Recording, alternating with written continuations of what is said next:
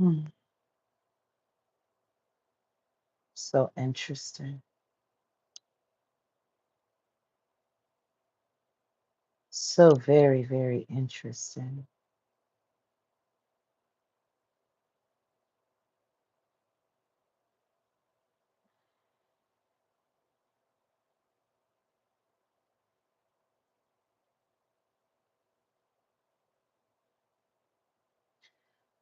I wish my life didn't constantly have to be shrouded in hate.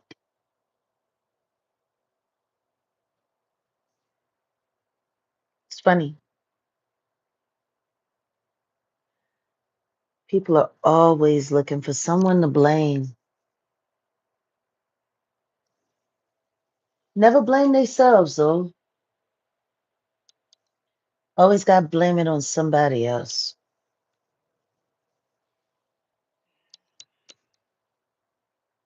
Hey, guys. There is a plot to try to take down the Jaguar Right Effect. They want to take this channel down. You know, this is the eighth channel in 4 years. So for me, what I find interesting is that after we exposed how they were illegitimately getting rid of my platforms, which by design was doing nothing but exposing everything that has been happening to my life in real time. 5 years. It's just interesting. It's so interesting. People still want to hold on to this whole Jaguar Right sector thing. And oh, welcome, you're a member. They keep wanting to hold on to this thing. Oh, the Jaguar Right sector, the Jaguar Right sector. Please take my name off of that crap. I don't know if y'all notice how sectors actually work. So let me put y'all up on game. Whether you noticed it or not,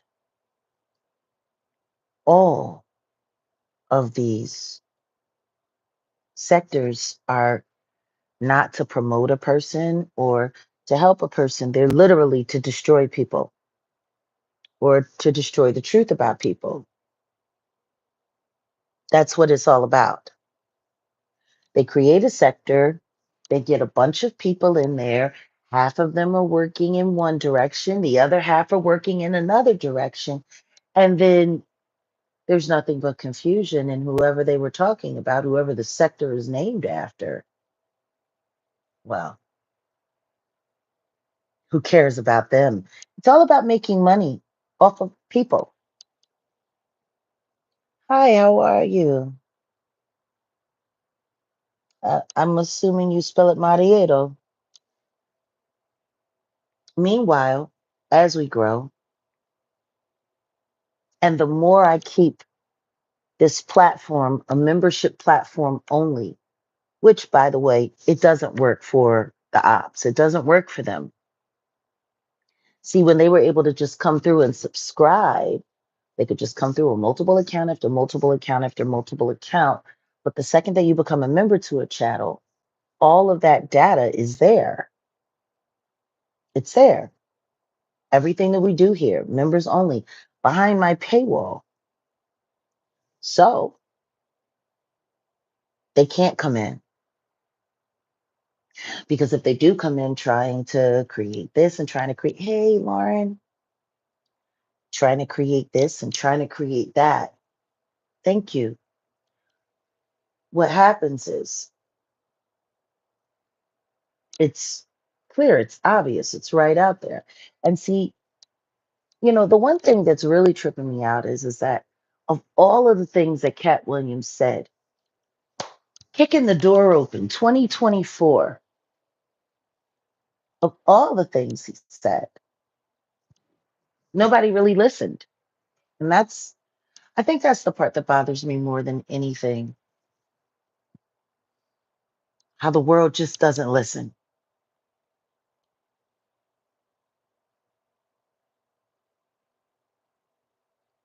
Girl, I'm so mad about Virginia. That goes to show you how far out of the loop I am. I don't even know what you're talking about when you say that. Shannon says, you're a very brilliant thinker, and even the Neuralink. Doubters ain't got nothing on. Oh, thanks. Thanks, Donna. What they hate right now is that they're having a hard time hiding their intentions. Like Cat Williams said, Chase, they said, well, what makes you think they're all lying? Why do you think they're lying? And Cat said very simply, I don't know why liars lie. They lie for whatever their reasons are. But the whole point of all of this is to trick people into pretending like nothing's happening. I mean, can you imagine what it must be like? I know because I lived it. I was in the game, all the way in the game. I'm the one that got away. Me, little old me. I'm the one that got away.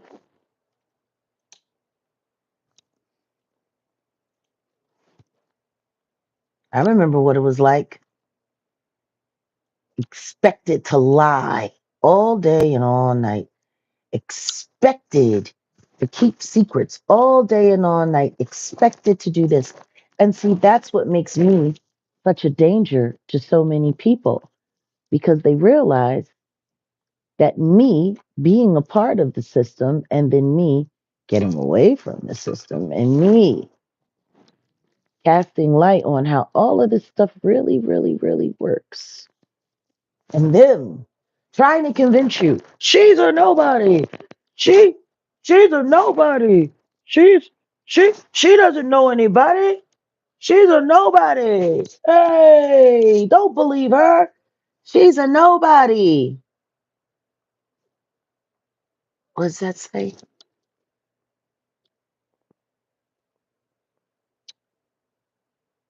Are you kidding me? An Epstein accuser?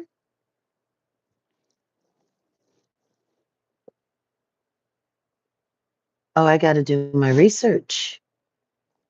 They've been spending way too much time distracting me. Huh.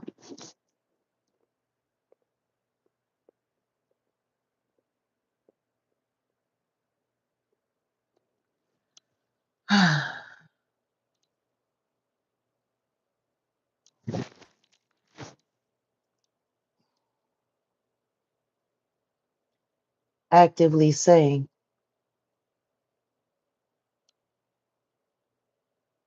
she's not. It's like with Aaron Carter. Isn't that wild? Virginia Guffrey. I'm going to need to do my research on that.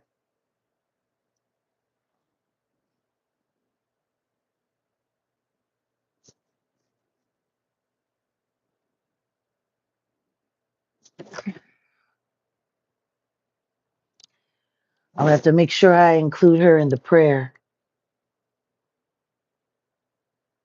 because I'm going to be saying a prayer this morning for this channel and for everyone affiliated. You know, I'll never forget the first time I knew. Oh, goodness, they make it so difficult. But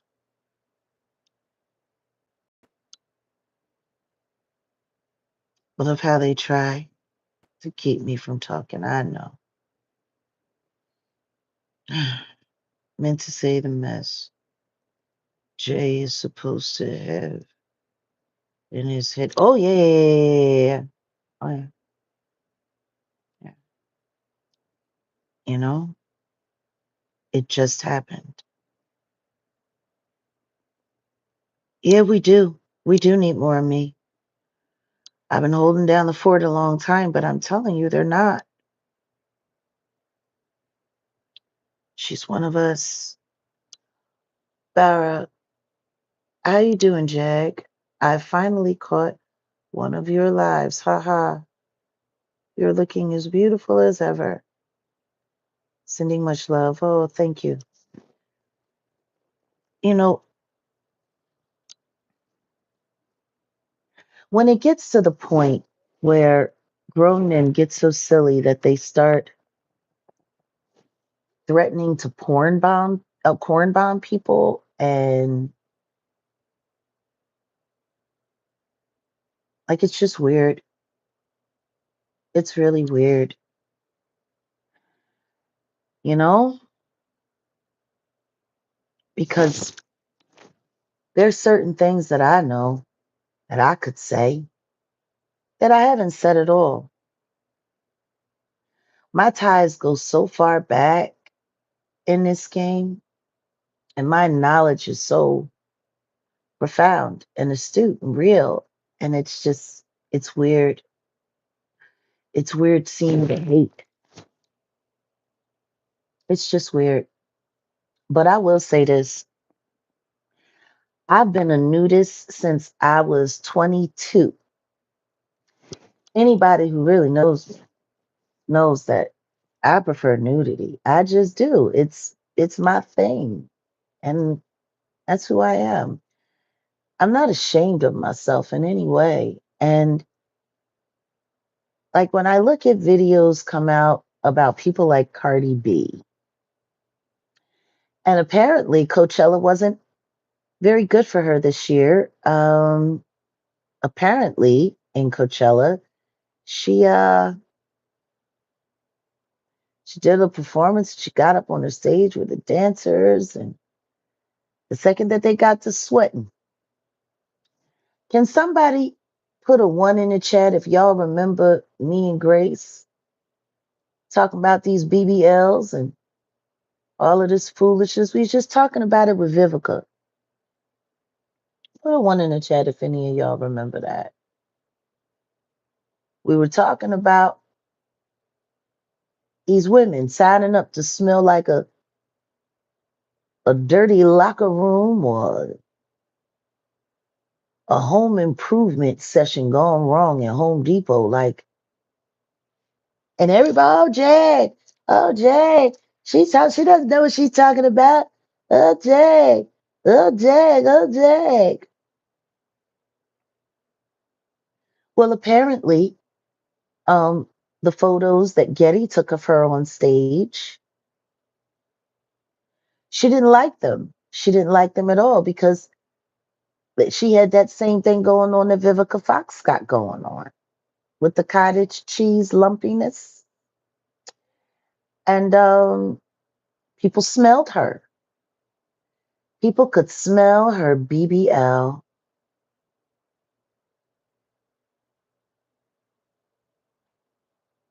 I, I don't get it. Jag is crazy. Jag is this. Jag is that. Really? It's just, it's giving, we can't take the truth. That's what it's giving. It's giving, we like our lies. We want our lies. Shut up, shut up, shut up. Stop telling the truth. Please stop, because no one believes you because you're jealous. Jealous of smelling like that. You know, anybody who wants to talk about my body or talk about me in any way, feel free to go ahead. This is nothing but transportation. See, that's the thing.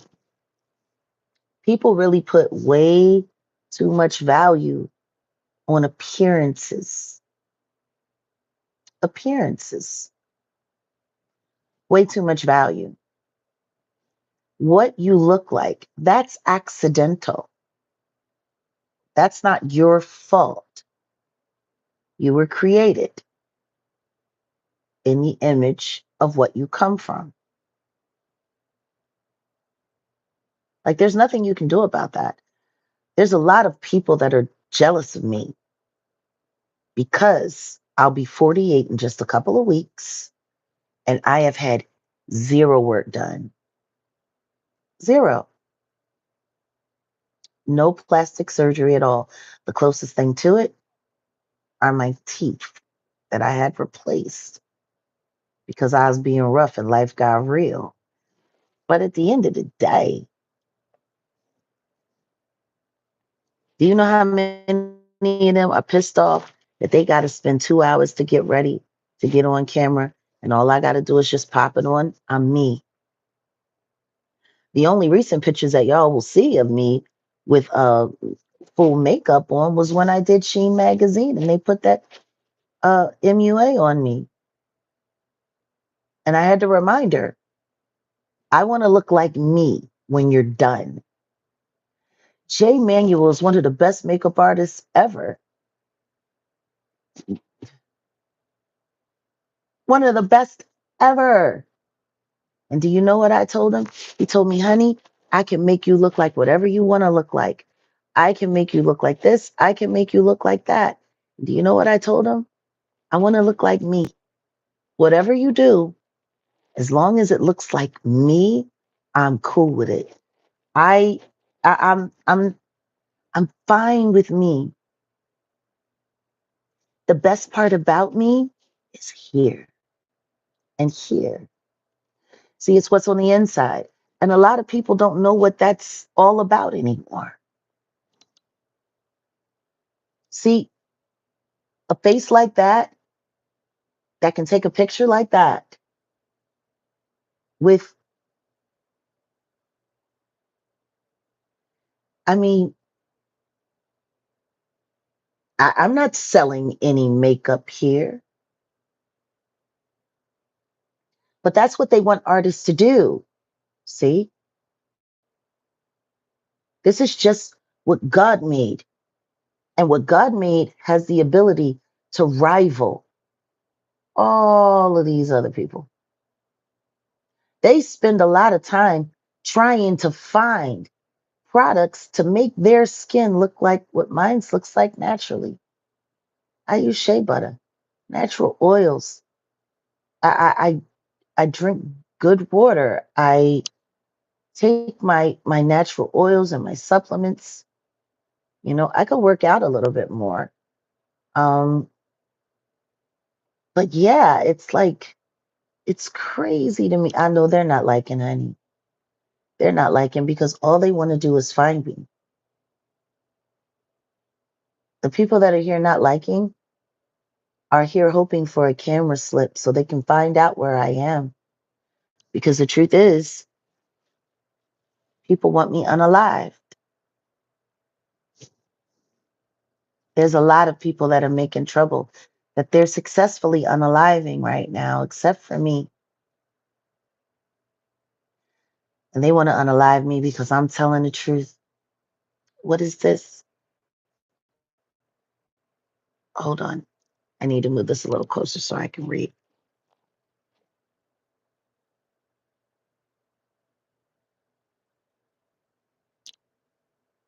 They tear you down and then copy you. Yeah, that's what they do. See, an artist like this doesn't need to endorse makeup because I'm endorsing God. Oh, honey, I know God's going to protect me. He's been protecting me. But when people get so desperate that they start threatening to corn bomb you and talking about my unaugmented breast, whatever breast I have, they're mine. They're the size that they are because they filled up with a lot of milk so I could bring the people here to this world that I brought and feed them. That's what they're for. Listen to me. If you find them attractive, that's great. If you like them, that's wonderful. But if I'm not feeding you, the last thing you should be worried about are my titties or how big they are or how they hang or how they dip. See, what you should be worried about is how you got those images and who gave them to you. Like even mentioning it in itself was stupid. It was stupid. It was so dumb because I know exactly who gave it to you. I know exactly who showed it to you. And that's the kind of thing that sodomites and very, very, very immature elderly people do. What are you going to hurt me with? I'm perfectly fine with my breasts. And it's funny because usually when stuff like this comes out and people want to say, oh, I seen this and I seen that and I'm going to do this and I'm going to do that. That's funny because if I were to start talking about everything that I know about Rick James, everything I know about Rick James, I could destroy people. And I know a good bit about Rick James. I know about Rick James. I know who he partied with. I know who his dealers were. I know pretty much all of the prosties that he worked with. I've been to his jam sessions when everybody else was out of their gourd, and I was the only one. You know, it's funny because I had made mention that there were things that I knew about certain people that I never said before. And the reason why I never said it was because there's certain people that I respect their plight enough and I respect what they've done for the culture enough to not destroy them.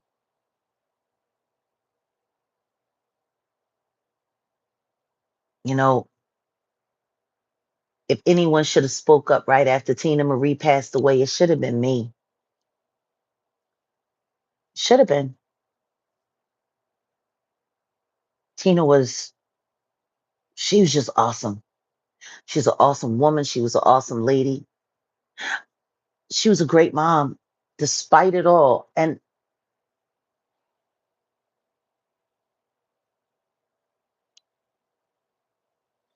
Tina always looked out for me. I should have reached out to her daughter more after she passed. But the truth is I was afraid to talk to baby girl. I was.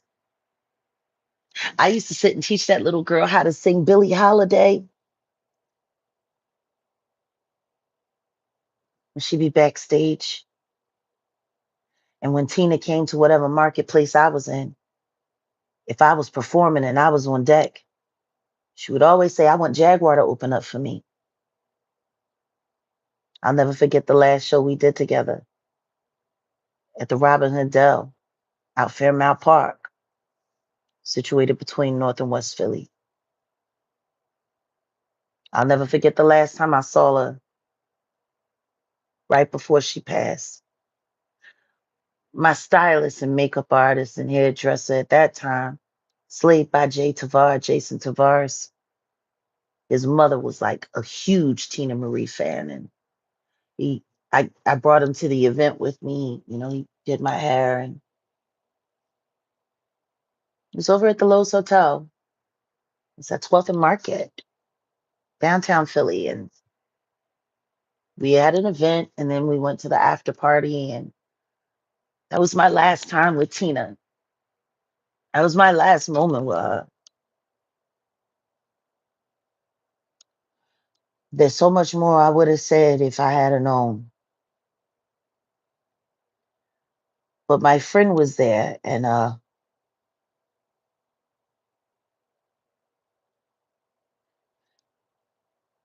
it would have made his mother's life. So I walked over to Tina and I said, Tina, this is my friend Jason, and his mother is like one of your biggest fans. Would you mind speaking to her? And she said, of course, Jag, no problem. And he jumped right on the phone and called his mom. And the conversation that he and I had about it the next day, just about how his mother was overjoyed that her son, who's friends with Jaguar Right, was able to get Tina Marie on the phone to talk to her, and dream come true. And that's what I did with my last moments with Tina Marie. I could see the worry on her face, and I was kind of worried that she had signed to that label with those people. And when I look back and I think about it now, that last conversation that me and Violet Brown had, and Violet and Tina had been the best of friends for many, many years. And Violet was she was a stone cold heavyweight in the distribution and record distribution game, period. She ran warehouse. She made sure the stores were stocked with my records until she couldn't. Everything changed after Tina died. And I asked her how baby girl was doing, and I told her I wanted to see her. But me and Violet had the same conversation that I've had with a lot of people after someone just dies.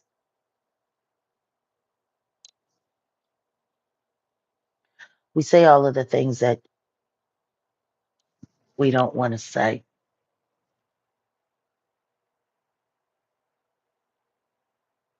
And then we make sure that we don't say any of the things that we know we need to. When I look back at it now, first Rick, then Tina. I used to tell a bad joke and say that Dave Chappelle lined up Rick James. I said if it wasn't for him making him hot and popping again with I'm Rick James, bitch, he wouldn't have had enough money to get his hands on all of that stuff that took him out of here. But the truth is, Rick was having some issues with a lot of people in the industry.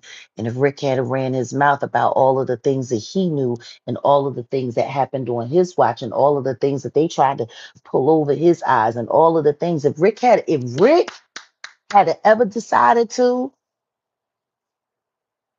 like that whole, yeah, you girl, the girl that said you don't know who I am, I'm Rick James, bitch. Ah, that was his moment. That was his moment when he had enough. He didn't give a damn no more. And everybody laughed and he was dead ass serious. He was Rick James. Which is why I don't understand why Babyface felt so bad at getting snubbed by the little white girl bloggers on the red carpet at the Grammys. Because if they could disrespect Rick James, nigga, who the fuck is you? Welcome, you're a member. Welcome, Nisi. Like, that's what they do. That's what they do after all of those years of complying, after all of those years of falling on your sword, after all of those years of keeping their lies, after all of those years of bad behavior that you got gaslit into doing, that they got on tape. After all of those years, that's how they treat us.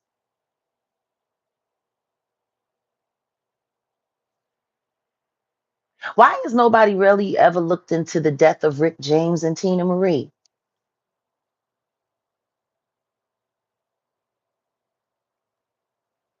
It all happened so all of a sudden.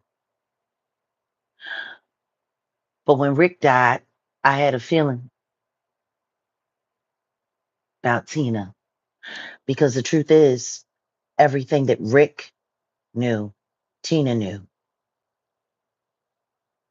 And the only way to make sure that none of that pertinent information came out was to make sure that no one was around to tell it. In my opinion, I do believe that Tina Marie realized that they were out to get her after she signed that deal with those Southern rappers.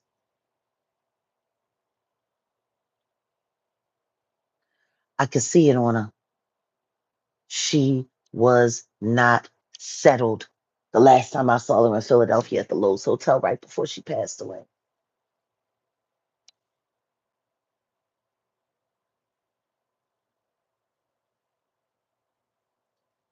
I had asked her that night, "You doing okay? You look like you got a lot on your mind." She just looked at me. She said, Jag, it's just the weight. She ain't had to say no more. Truth is, she could have said less. I could see it in her eyes.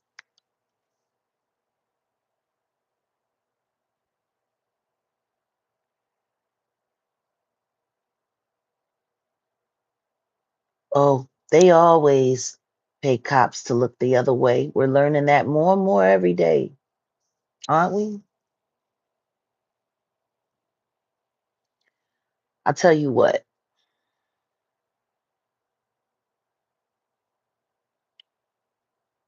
everything that I do at the urging of God. They always say it's natural causes. Someone naturally decided it was time for them to go. That's what's natural. Mm.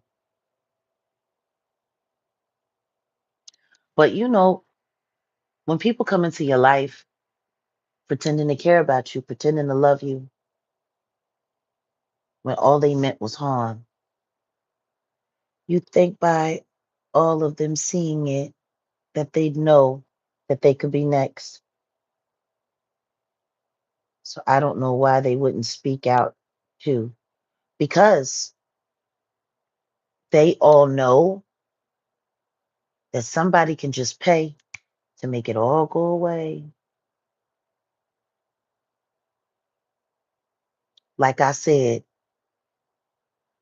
the way Tina Marie died has always been suspect to me. And the reason why I didn't push harder to get to the bottom of it then was because I was afraid of what they would do to her daughter. Because her and her daughter were very close, and I know she told her daughter a lot of things to protect her. And that's why I never wanted to say anything. Been loving you, Jag. You've been the truth. May God continue to prosper, bless, and keep you. The truth don't stay silent for long. No, it doesn't. Unfortunately, oftentimes, usually when the truth does come out, it's too late. Like with Angie, too late. Somebody actually said that in a chat. Better late than never. Not when someone has to die first. Grand Rising, Auntie Leah. They're after the platform again. Apparently now they've found somebody else that was supposed to be loyal and dedicated and so-called there to support me to turn on me. Because if Stone Paxton is bragging about having um, what is considered inappropriate photos of a body I'm not ashamed of, he could have only got them from one place. That's our special lady, Angie Stone. I'm the road runner.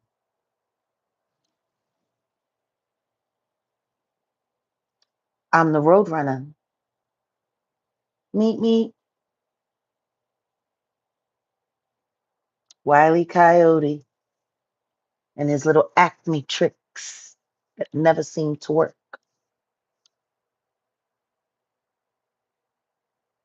They want to take down the chin licking. They want to use dirty tricks.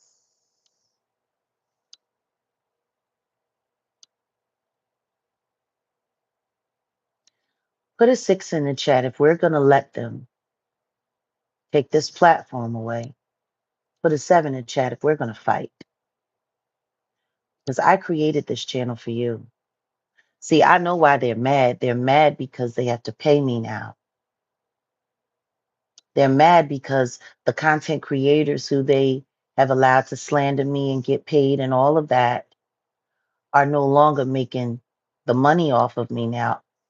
I'm actually getting paid. That's how petty these people are. That even when you beat them at their own game, even when you follow the rules and they don't, they're still going to try to find a way. See, right? Because that's the whole objective. What is it that Brandy Whitehurst used to always say?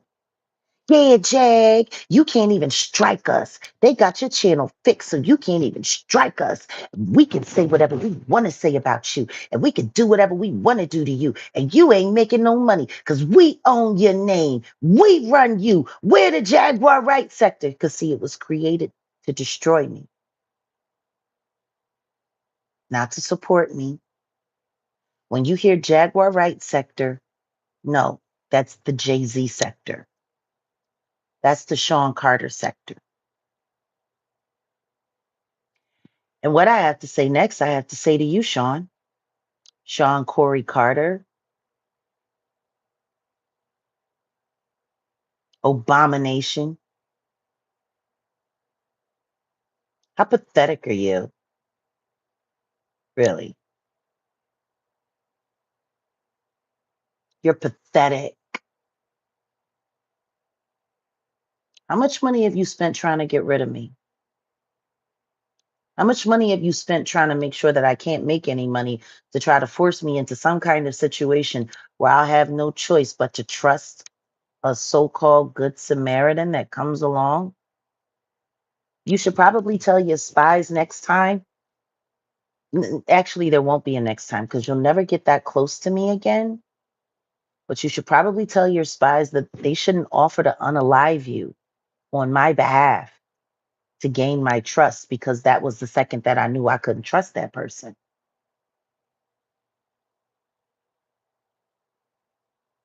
Like, that's how stupid you are, that you send people. I don't know. Maybe you've tried to convince them that I don't know you as well as I do,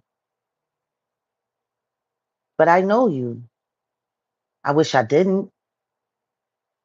I was glad the day I was able to get away when I realized you had me all fixed up like every other chick that came before me.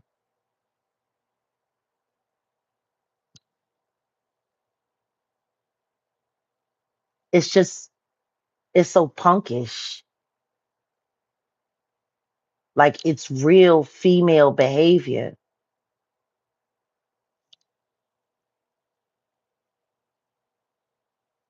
How about you stop with the subliminals? How about you stop with all the errand boys? How about you just face me directly?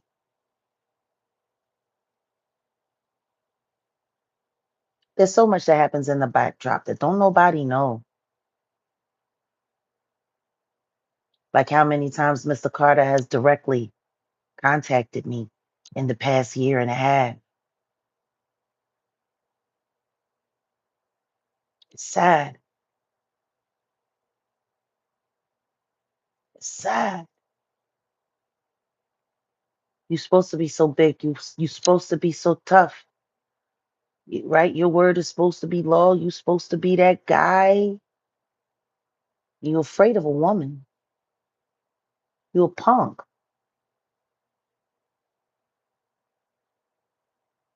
What was it? Listen to me. I'll take him out for you. Cause I'm sick and tired of seeing the way he's treating you. You know how exhausting it is to sit around listening to these weirdos pretending like I trust them. Like I said, people's biggest underestimation with me is that I'm not willing to take that ride with you, G. I used to tell people all the time when I was a kid, when it comes to trouble, I treat it like a bus stop. If it pulls up and that door open up, I'm getting on. Because see, I know God's gonna walk me out.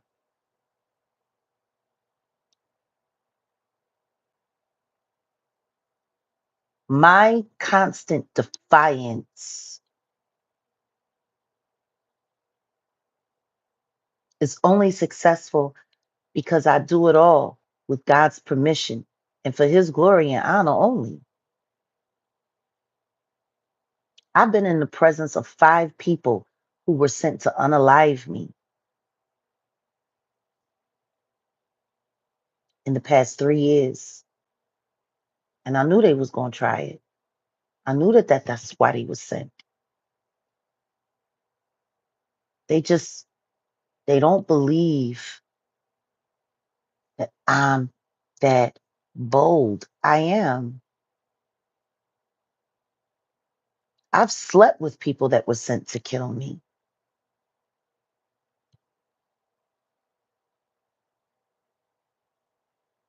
But see, I'm just different.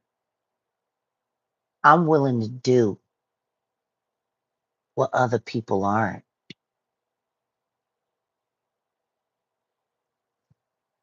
because I believe in God. But make no mistake that anything that I do, it's done under the will of God. There's nothing that I say, there's nothing that I come forward with that I haven't consulted with God with first in prayer. Welcome, Lynn. Welcome to Jag Nation.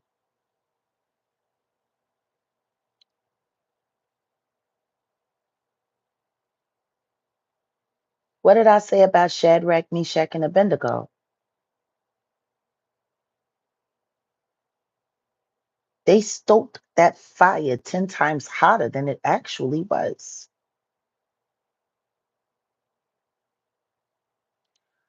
I'm sure all of the trolls are over there because that's the point. But for Stone to start talking about exposing my nude body, well, that's just revenge porn. That's a crime. You wanna know what's even funnier? The more little stupid tactics like this. Like I said, like I put on that thumbnail, results, it can become an addiction. Like when you start seeing that you've made headway at exposing something, it becomes an addiction. It really does. Because you want to keep getting results.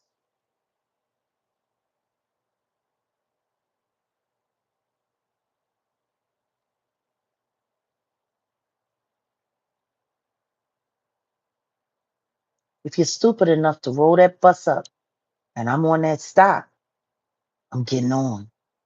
And we gonna party. You know, people, especially men, it's funny. You think you a man. I'll never forget the first time John Brown, Jab,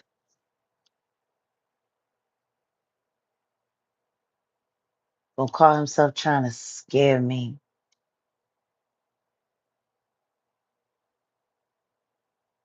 I'll never forget.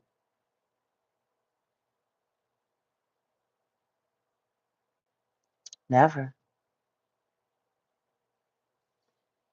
He said to me, Jag, you know, that this masculine side of you that you got, you know, I used to think it was just an act, but I see this is just you.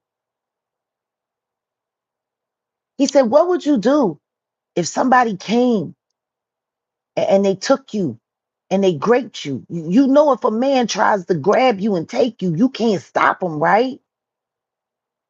You know that, right? What would you do if somebody tried to grape you? And I said, well, people have succeeded in the past. And you know what he said? You want that to happen to you again? I said, see, that's the difference between me and most people. I'm just willing to accept that sometimes things happen to your body that you don't want to happen. I said, but do you know what that person that's doing that isn't thinking about? And he said, what? I said, the fact that 9 times out of 10, I got something in my pocket while he's off into his little demonic trance, trying to have fun on my flesh.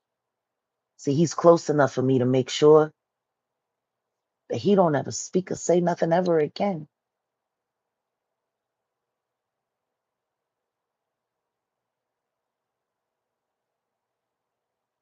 Because anybody that tries to do that to my flesh again,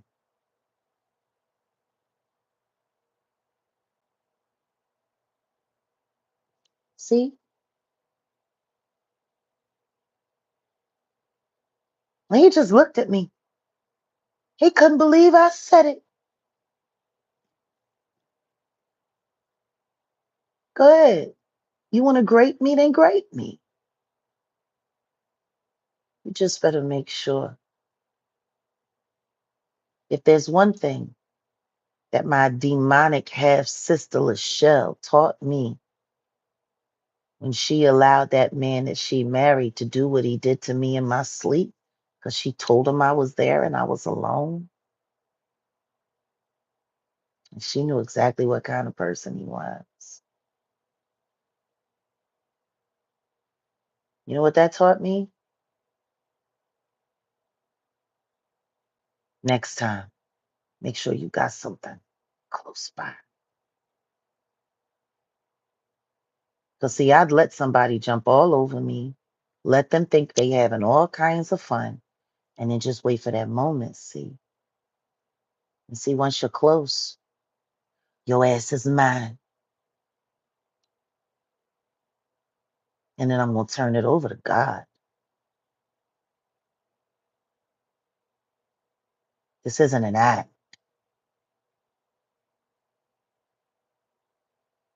It's just pathetic.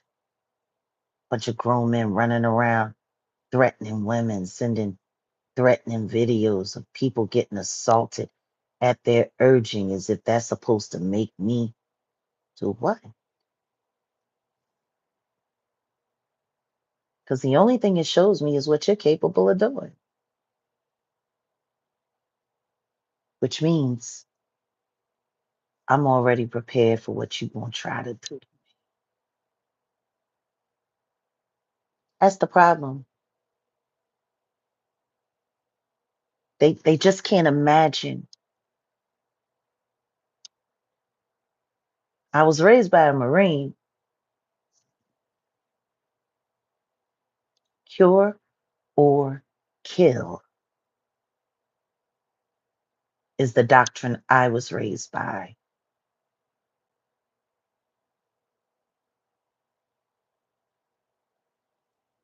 Marines. They are a special bunch. That's how I was raised.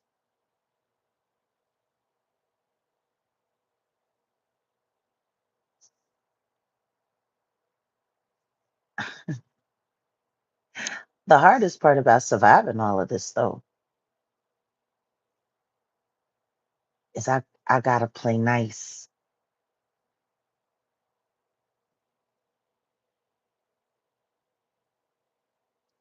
I gotta allow myself to be a victim so that there's evidence. Imagine that, having to reconcile yourself with the fact that you have to allow yourself to become a victim again to prove what your enemy is doing to you. Because don't won't nobody do nothing. The law won't do anything. Bought and paid for. The government is compromised. We have a new administration now, but it's going to take time.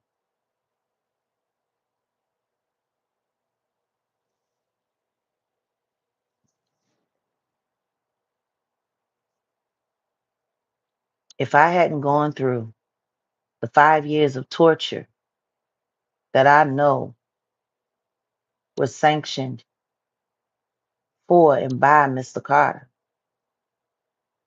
if I hadn't allowed myself to go through this, nobody would have ever believed it.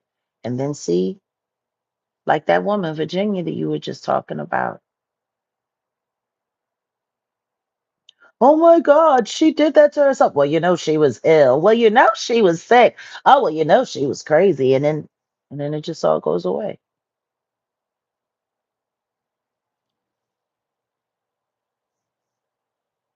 See? Wow. It really is. It's super wild. It's funny.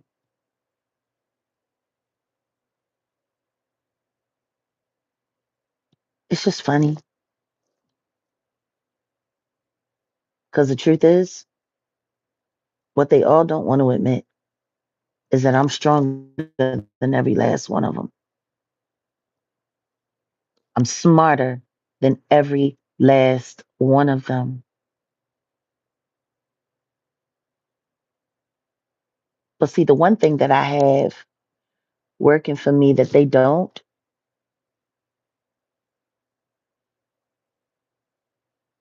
the one thing that I have working for me that they don't is God.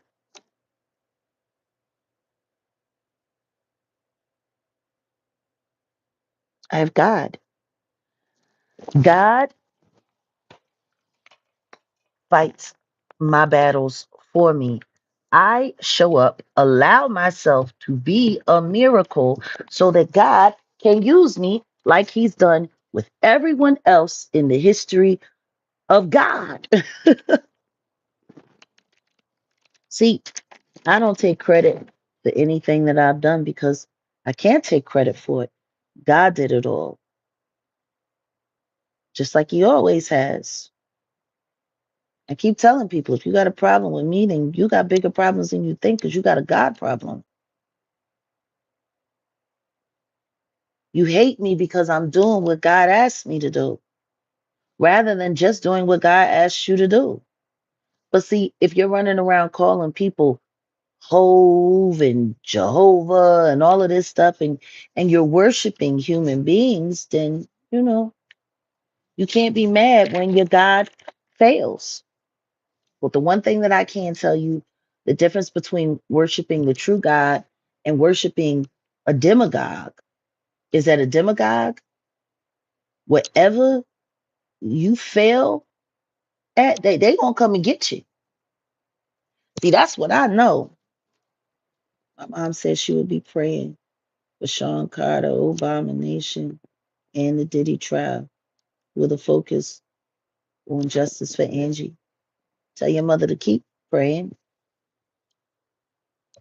And we're gonna say a prayer here before I log out because I went to sleep without uploading the videos that I made for you guys yesterday.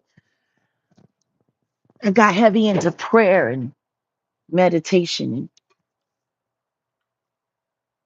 found myself almost becoming exhausted in the spirit.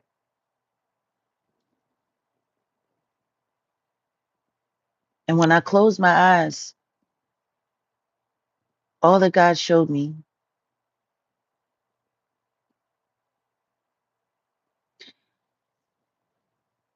there's a lot of names that I ain't gonna be saying no more at all. There's no need.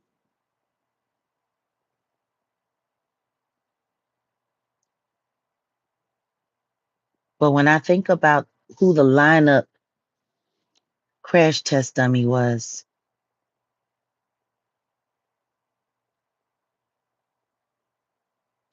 ain't nobody tell you to choke that girl, Jamal. Ain't nobody tell you to choke that girl. But you lied to me, Jamal. You choked that white girl. That's why I stopped asking you about your case because when I started doing a little research, I found out that that female detective, she wasn't lying on you. You choked that woman. The question is why? And before you get angry at me, you should really consider who told me that you did it and why.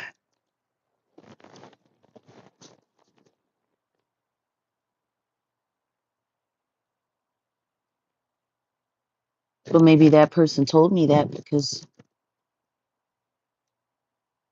I told them what you said about them.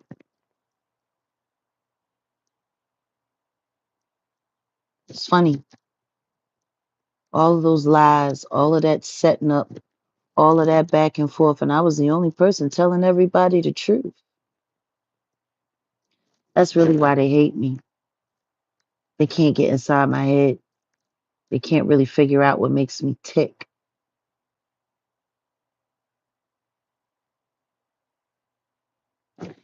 Anybody can call themselves whatever they call. The people that are really going to be held in account are the people that went along with it. See, if you want to lie on yourself and call yourself God or Jehovah or anything like that, that's on you. You're going to have to deal with the karma of that. It's all of the people that follow behind you and do it too.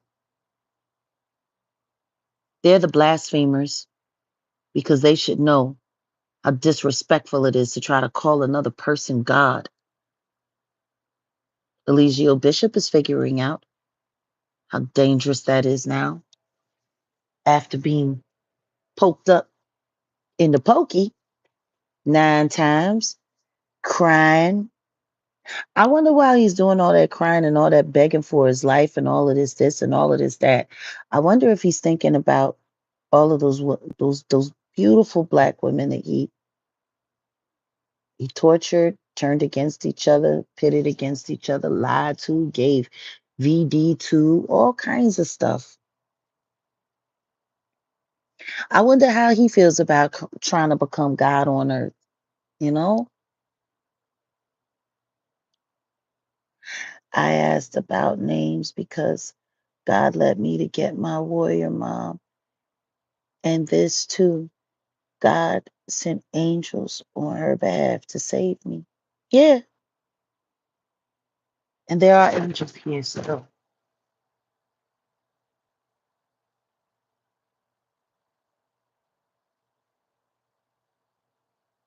It's funny.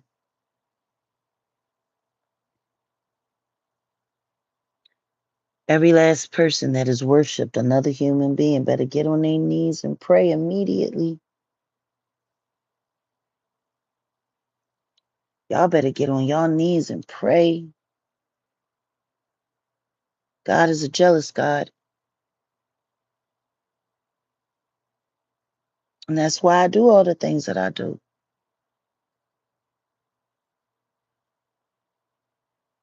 It's funny. People keep asking, how is she still alive? That's wild because everyone should know how I'm still alive. God. Lynn, just because you've had the power to control, that's given him some sort of God complex. Yeah, damn, Jag, I just said that to myself.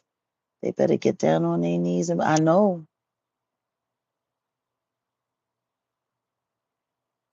That's why they want this platform gone.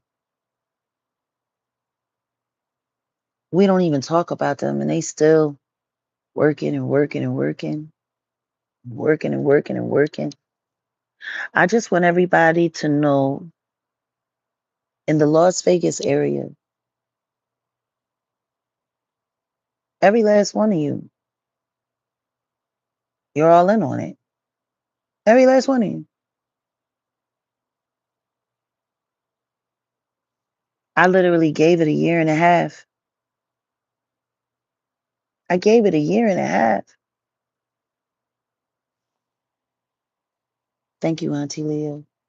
Exactly. That's why they are mad. 'Cause you don't. No, I don't. And they're going to keep trying to talk about me to get me to talk about them. And the only reason I'm addressing the revenge corn is because whoever was stupid enough to think that that was the way to go with me, it's kind of crazy. It's kind of nuts.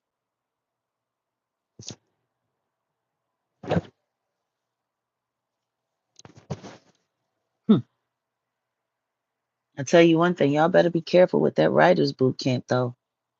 I was offered that same boot camp last year. Never really worked out though. Guess it's gonna work out now. I don't know. If it's got the people involved in it that I know is involved in it, I think it's doomed to fail. Yes, revenge porn is illegal. And the only reason I brought it up is just because I'm looking at the hypocrisy of it all. Paperwork was accused of trying to unalive this person, and this person made a huge, huge, huge, big, stinky, funky deal.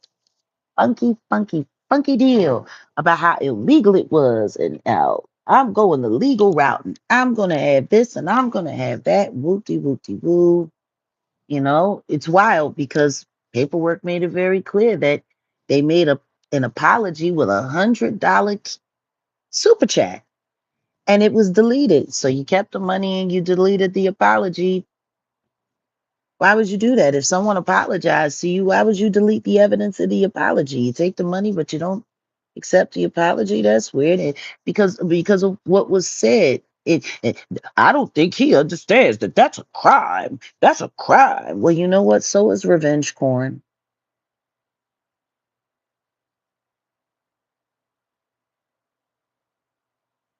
Oh, Shannon, thank you.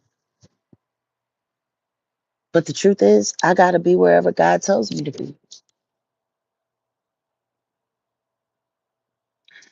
They were trying to unalive me in California. They were trying to unalive me in Vegas. They were trying to unalive me in Dallas. They've been trying to unalive me everywhere.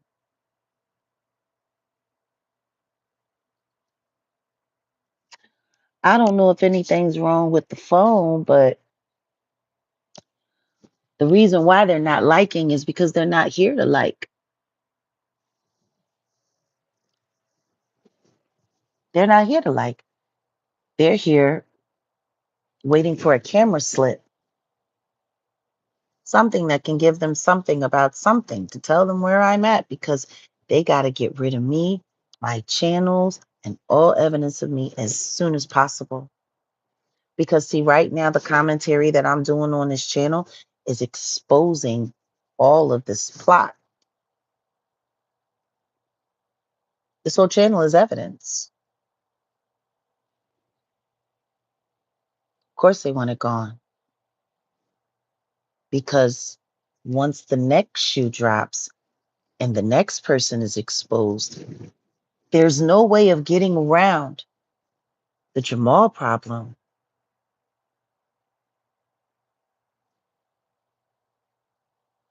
because you brought all of this crap into my life, Jamal. And you followed me all the way from Dallas. It's funny. You were hiding.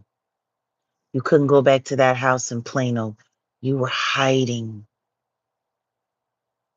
I mean, I always thought you were a plant. I did. The way you clout chasing Kendrick Lamar, just the way you was clout chasing Pusha T.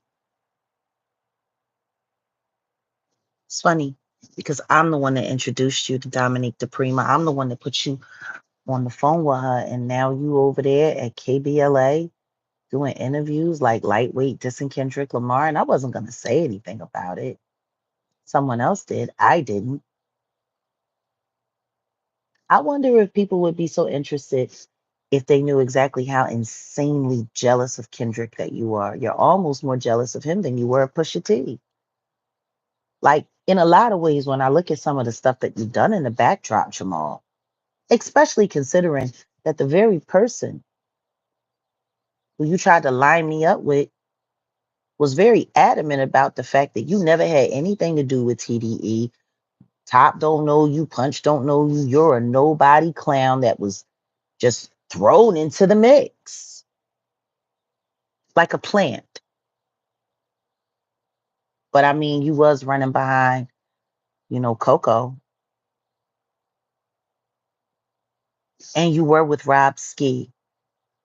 Rob Ski was a plant too, who was sent to follow me around and listen to my studio sessions, pretend to be going into business with me so he could get early copies of the music I was creating in the studio that everyone was in love with and all blown away with so that they could find a way to stop me from getting like all of this is tortious interference and we're talking about years. of tortious interference. Years, almost 2 decades of manipulation, slander, bad actors. But Jamal, you, you are the weakest link. Because the truth is most people don't even like you. I've had to encourage people to try to like you. But you're a plant. And I'm calling you out right now. I was going to send you a text message, Jamal, but I erased it. No more shadow work with you. I'll be referring to you by your government name and government name only. And I'll make sure that everyone understands that it was you that told me, you, Jamal, that told me that SZA got gang raped at the studio where TDE uses. She was gang raped by everyone there. It was you that told me that, Jamal. You. You were the one that told me that she was screaming and crying for Kendrick because she thought Kendrick was there. Because she knew that he was the only decent one that would come and save her. You were the one, Jamal, that told me all about how they gang raped SZA in the TDE.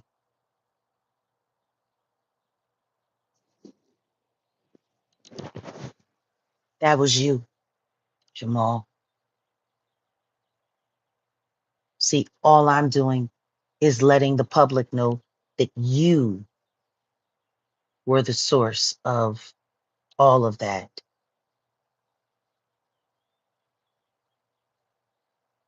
You were hiding out down by Mansfield when I was leaving Dallas to head to Vegas. You were in so much trouble. You were so afraid to go to jail. But the very person you tried to line me up with told me to stop defending you because you really did choke that girl.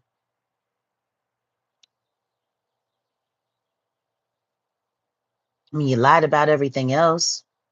You lied to Caroline and told Caroline that you was in a relationship with Erica Badu, and that wasn't true.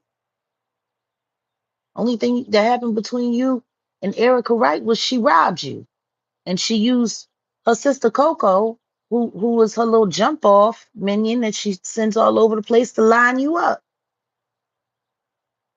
Jamal,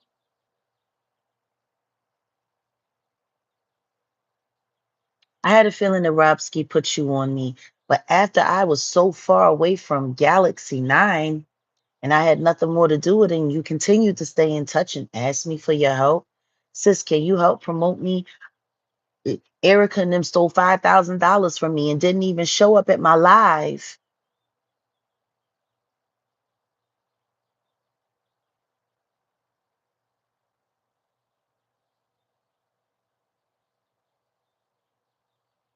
I knew you were trouble, but I wanted you to see that you didn't have to do this. I called you my little brother. I treated you with love. And you brought nothing into my life but bullshit and chaos.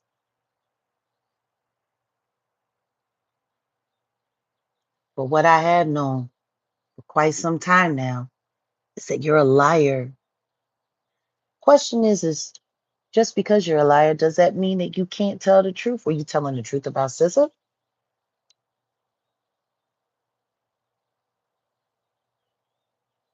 Were you, Jamal? Oh, you know what? It's okay. I'm not going to play coy. Jaguar French, Jay French, his real name is Jamal.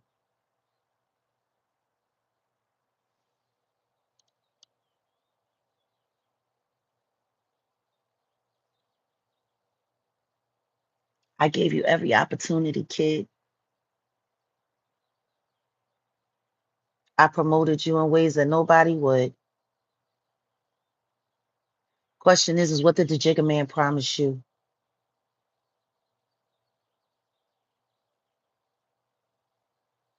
I gave you I literally, after that whole Badu thing, that Galaxy 9 thing. But the way you hot-tailed it to Vegas, you were literally moved into Vegas in that place with the same furniture that View had in the same condo that got doxxed.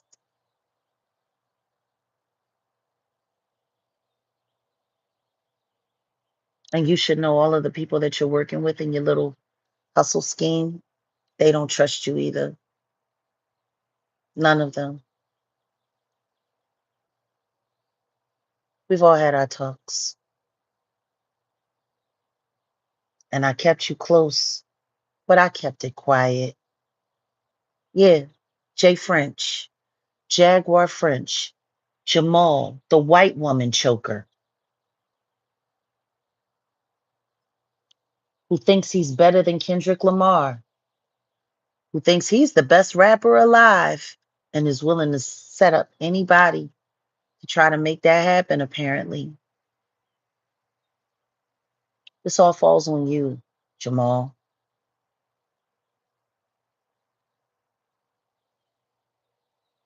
You can say whatever you want to say. You can go crazy. You can do your rants. But see, the truth is, all of this stuff that's going on, you right there in the middle of it. And you the only person that ain't really being discussed, almost like you're being protected. So this is what I'm going to do. I'm going to put your ass out on Front Street, little boy.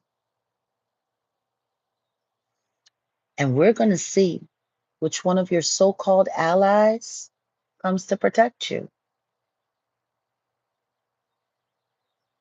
All of the chaos that's really happening around me now, that's being sourced from Vegas, it all leads back to you. You were the first one to follow me right to Vegas. Oh, you had all these big plans and you ain't doing nothing. You did that sacrifice reward movie with DC Young Fly right after his wife was gone. We found out that had nothing to do with the BBL either. Like, you're involved with a bunch of Schluminati weirdos. What? Did you think that if they got me the last time, your album was going to blow up and you was going to be great? How many times did I tell you you need to stay out of Calabasas? Like, you do too much, kid. And now everybody's going to know that you ain't nothing but a Schluminati plant who sat there and pretended to be a supporter and pretended to be my little brother and pretended to be a friend and pretended to do all of that so that you could try to find a way to be the number one rapper in the world.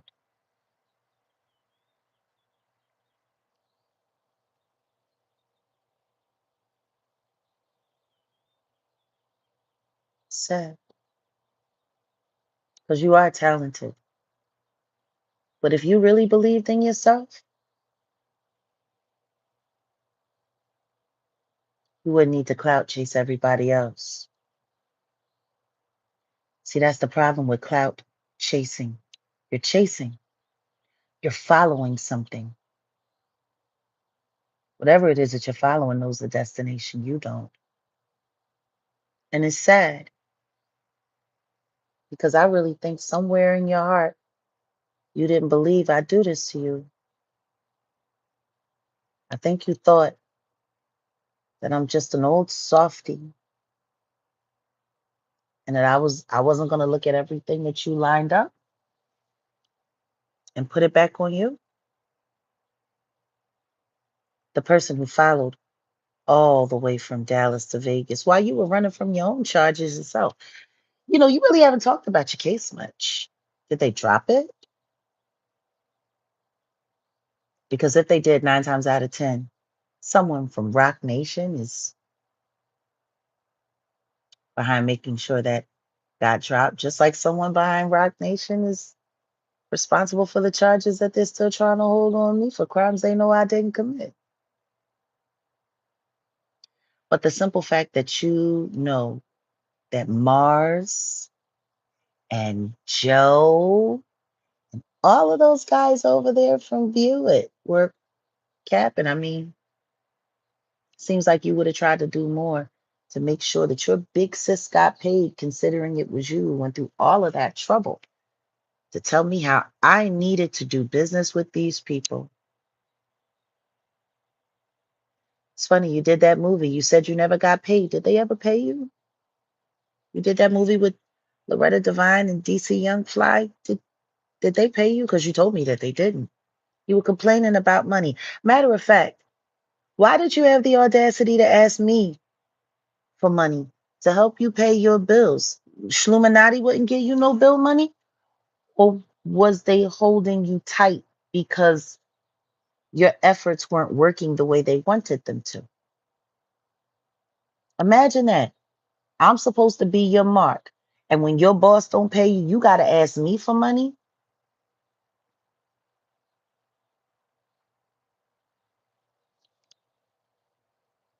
Funny.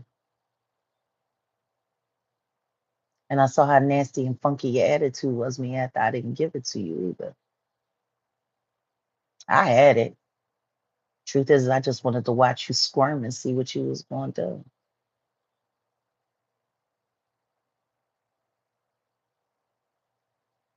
You know, the love that I have is the same love that God has for everyone. The same love that Yeshua has. Yeah, most of the Shluminati people work on commission. They got to get the job done and then they can get paid. You know, they get little incentives, they give them little jobs, they promise them little this, they promise them little that. As long as they do this, as long as they do that. But now I know why you didn't want me around the house too much with you and your Shluminati handler girlfriend. Because if anything happened to me, y'all wanted to make sure y'all wasn't going to get the fingers pointed at you. So guess what? Oops. Cat's out the bag.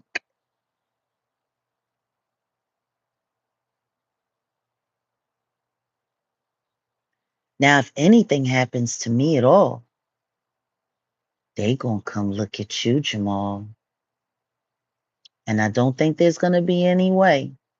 Matter of fact, after this, I wouldn't be surprised if you ended up having to go back to Dallas to face charges for choking that white girl like your friend said you did.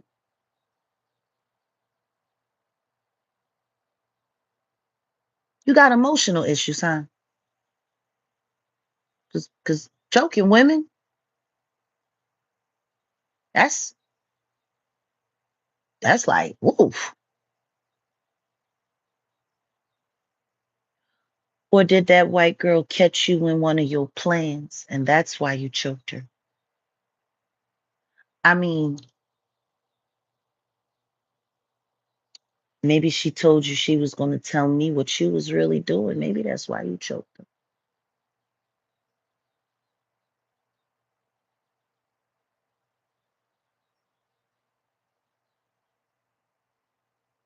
Jamal, Jaguar French, Jay French, you on notice. But what I do know is you about to get a phone call from your little friends. Yep,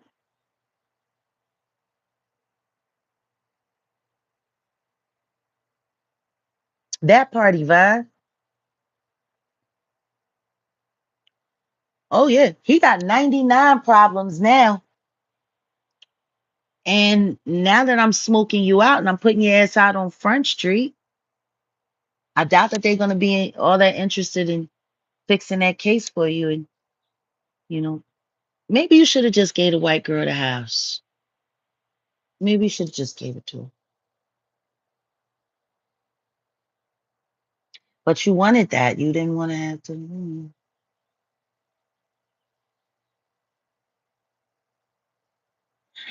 I'll tell you one thing,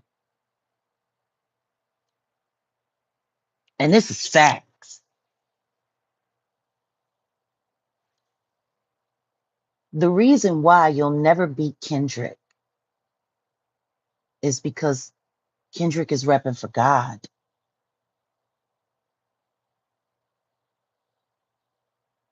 You know, when I see SZA on tour with him right now, it makes me wonder if that's why this is happening, because what you said was true. Because if she did get jumped in by TDE, like you told me she did, and she was calling for Kendrick to save her, but he wasn't there,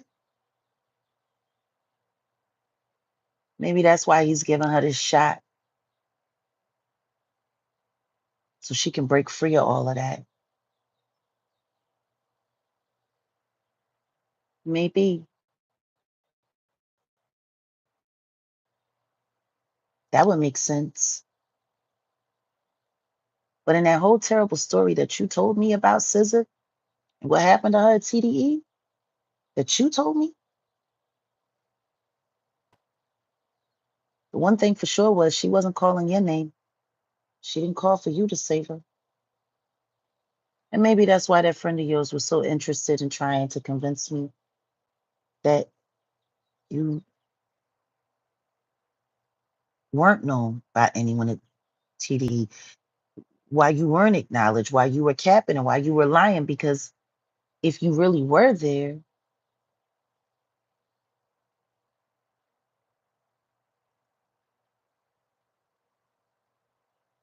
you should have thought twice before trying to fuck me over twice, is what you should have done.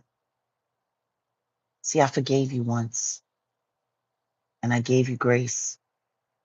But now, yeah, sorry, Jamal.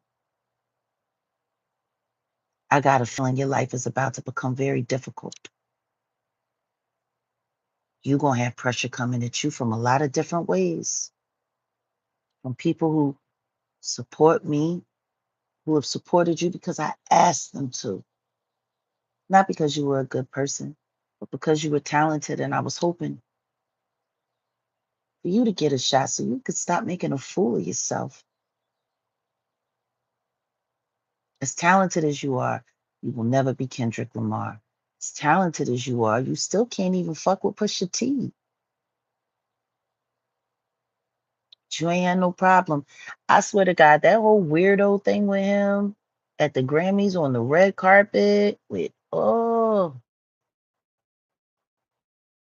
Pusha T, and then him trying to force like engagement. And I told him, you need to stop doing that. It looks weird. Nobody's gonna, no, because everybody needs, no, no. And then I saw you the other day over on TikTok and you were sitting there bragging about yourself again, trying to play Mr. Positive. Yeah, like Usher will never be Chris Brown. That'll never happen. Ever. It's just wild. But that's what jealousy will do. Jealousy and envy, it breeds bad decisions.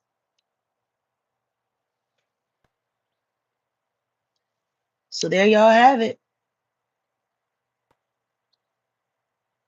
Jay Friend's just been working against me with the elites for damn near 5 years. Actually, a little more than 5 years. First over there, yeah, Oral Marion. Yeah. Mhm. First time you tried it, it was with Galaxy 9. And now the second time it's with View It.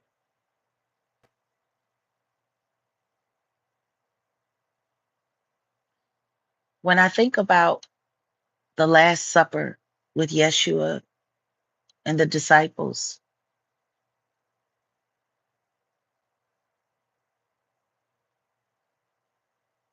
hmm,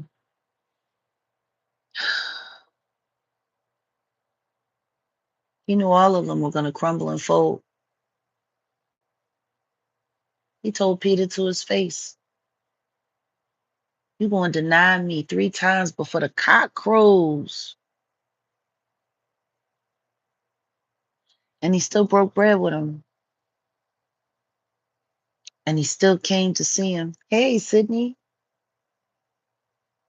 And he still sat with him and ate with him and came to see him after he resurrected.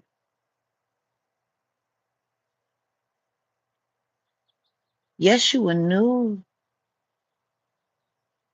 that all of those men who walked with him and vowed to give their lives and die for him if need be and do this and do that, all he asked for them to do was watch and pray.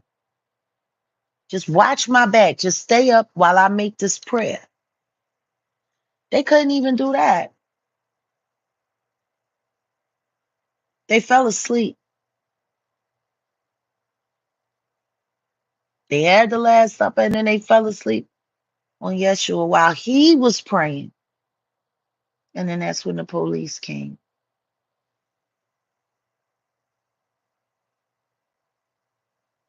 Nope, 5 years of treachery, and he still ain't got it. All he did, he got that movie that he did with the young fly boy, and he ain't get paid for that, and that ain't coming out. That ain't on no schedule. But you know that's like this. Consider it a field trip, kid. Something for you to tell at show and jail. I mean, show and tell.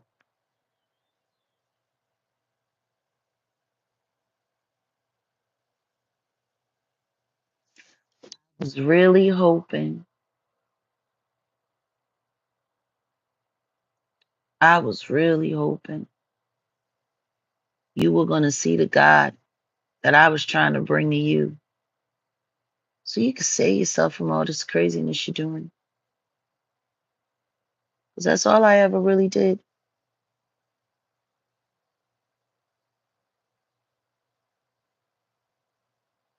But you down with the jigger man. You know, okay. But if that's where you stand, then stand over there. Now you can come out, you can holler and scream and yell and curse and say all kinds of things about me, make up all kinds of story about me, try to make content off of me, but it's just gonna look really weird on your behalf because I've never been anything but decent and kind and good to you. No matter what. Even when you did act a fool, tried to challenge me, argue with me, holler, scream. You need to sign with these people. These people are going to change your life. Yeah, they were going to change my life from alive to unalive with your help.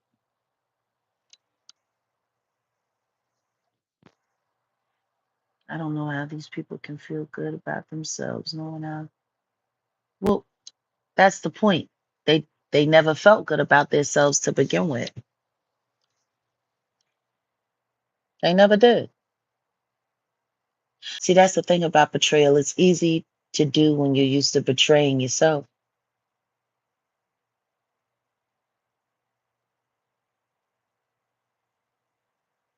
Oh, you saw it? Awesome. Yeah, there's too many people that's just too afraid to be honest and tell the truth. But what I will say is this. I'm about to start going back and looking into what happened to Tina Marie and Rick James because, see, that would be important. Because if they were sacrificed, allegedly, for the things that Rick James was about to drop, because he had just got damn near sick and tired of all of these industry weirdos faking and capping, and he was about to start pulling some draws down, considering everything that Tina Marie knew. I tell you one thing though, if I worked with Rick James and hung out with Rick James and partied with Rick James, And anyone who was doing any of those things, y'all know what was going on. Might be kind of weird if a story came out about a disgruntled musician who kind of got sick and tired of being played, who was forced on his knees to have to suck old Rick off. That's the kind of story I wouldn't want coming out about me.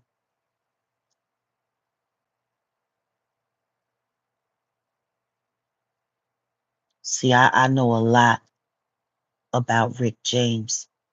And a lot of what I learned about Rick James came from Tina Marie, because all of the things that I didn't understand, she explained to me. So, to anyone who was a part of Rick's band and his Kick It core, I can tell you 2/3 of all of y'all was gay, or at least you did gay things for pay. And considering the way sodomites like slut shaming straight women and stuff like that, I don't know. There's certain behaviors I would change if I didn't want anybody looking at me crazy. But the hypocrisy of it all, um,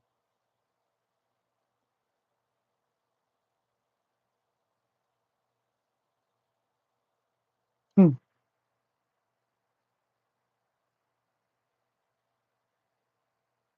you can't bitch about someone doing something illegal to you when you're teasing at doing something illegal to someone else who never did anything wrong to you.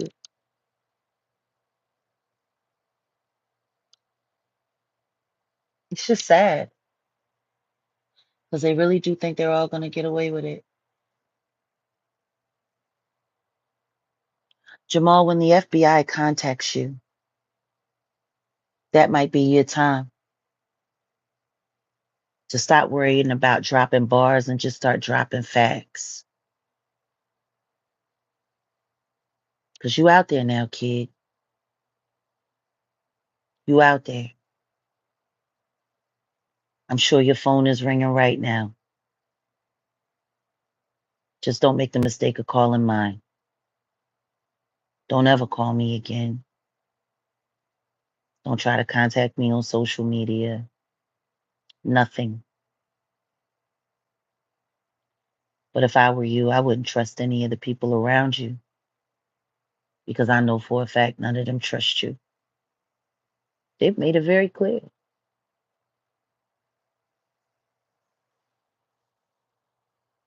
You know, when I think about all of the people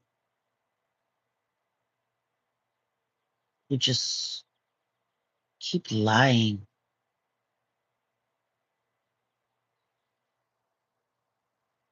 all of the people who just have a hard time telling the complete and utter honest truth, when I think about all of the situations in life where just people just seem to have a hard time dealing with reality, I don't get it. Just all of the lies.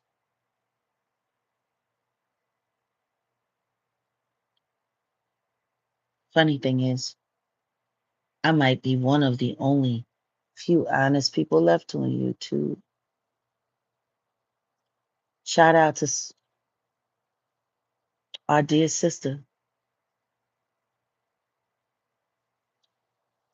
Just all of the liars.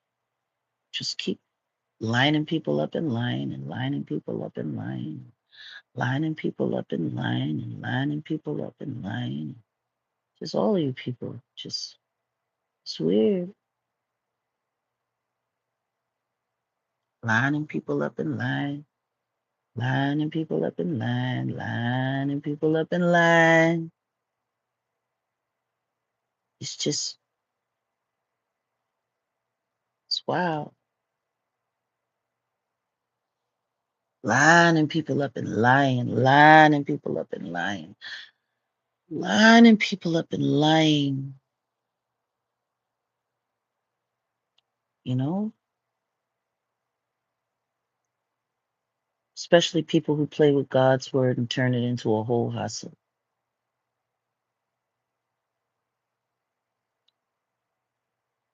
We could use 100 more likes.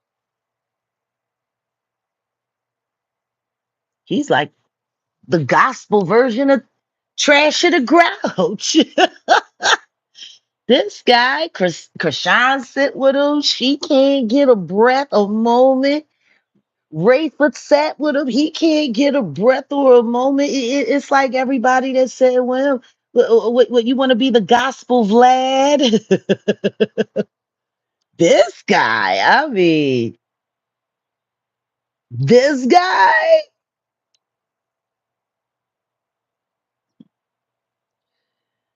We ain't even gonna talk about this goofy asshole. We're not even gonna talk about her. But the one person that they have the hardest time talking about is someone that I love talking about. I don't talk about him as often as I should. I should like start reviewing some of the articles about him and getting y'all appropriately acquainted. Cash Money Records, baby. This the real Cash Money here, baby. Cash Money Records. Hit single. Get low or get mo. Coming to a prosecutor near you.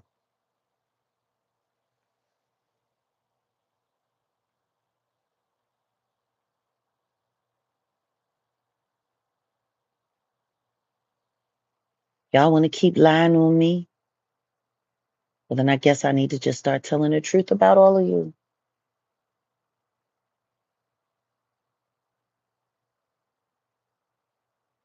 Allow me to reintroduce this man. His name is Cash Patel, baby.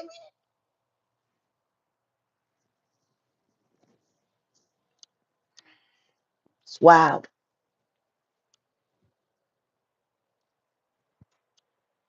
Like I was saying,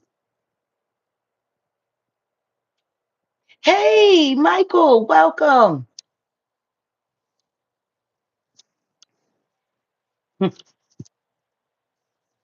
It's funny.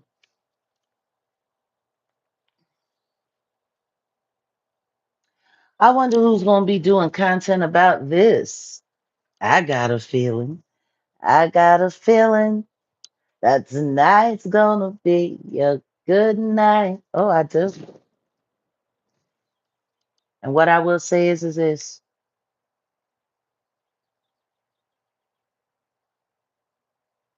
Even though Yeshua knew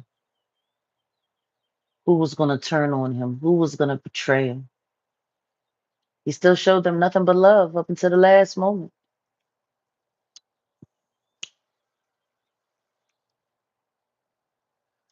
to the very last moment, when they ran and scattered and tried to pretend like they didn't know him. He didn't curse any of them.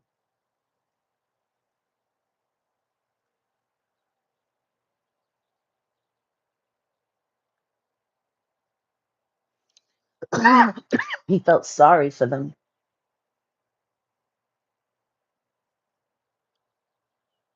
and he understood that they were just responding to the effects of sin. If I tell y'all that I'm on a mission from God and that my rules to living require me following Yeshua's playbook. Like if I tell you that, then why don't you believe it?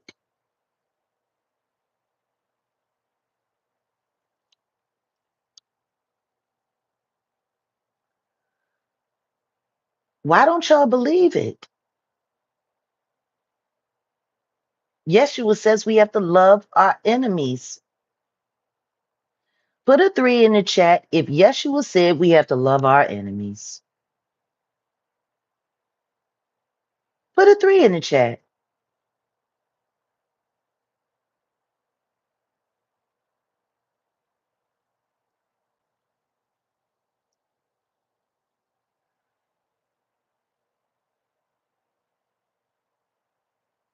See, just because I know you're my enemy doesn't mean I have to treat you badly. Matter of fact, Yeshua requires us to treat you well.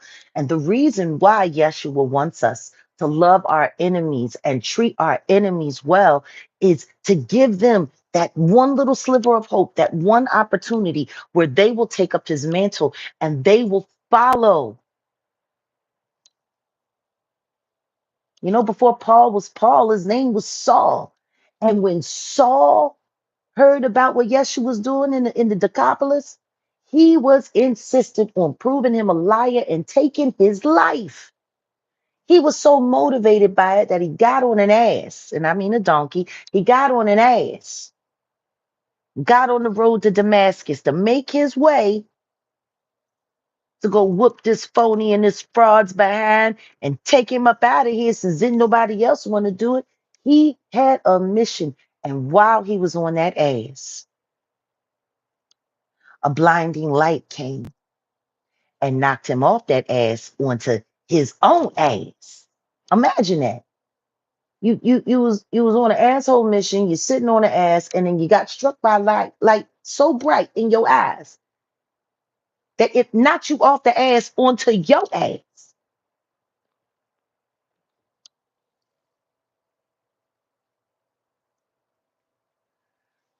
And while he was down there on his back on his ass, after falling off that ass, a message from God came to him. I'm paraphrasing, but touch not my anointed and do my prophets no harm. You are not meant to hurt this man. You are meant to help this man and follow this man. And guess what? He got off of his ass, he jumped back onto that ass, and he ran to Yeshua's side. And Paul, he became one of the greatest defenders of the Gospels.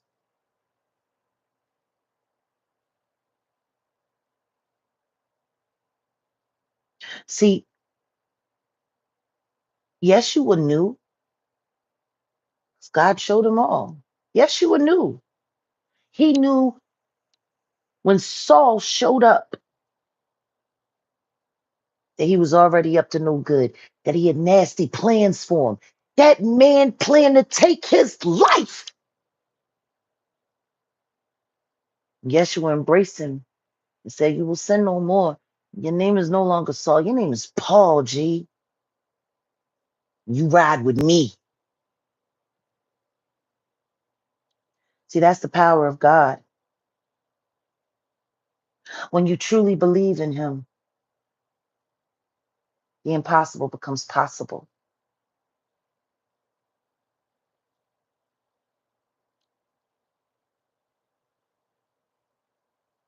That man was on a mission of destruction. And on the journey there,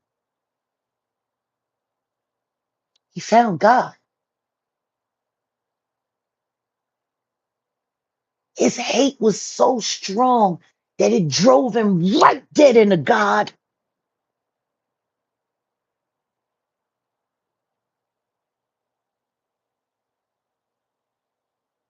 Touch not my anointed and do my prophets no harm. That's the power of God. That's the power of his love.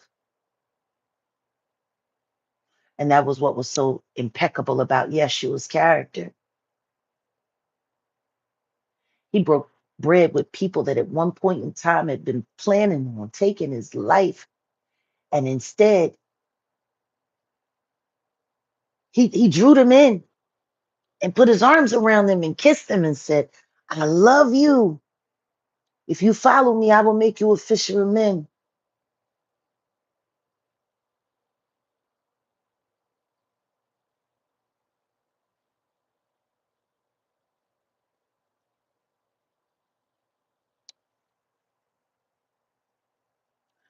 See, when you're a true follower of Yeshua,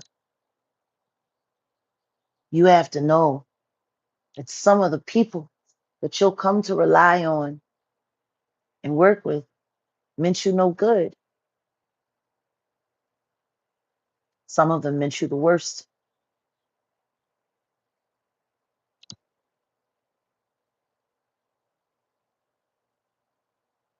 But when God's love kicks in, hate can't live there no more. Jealousy can't live there no more. Envy can't live there no more because it's an affront to God.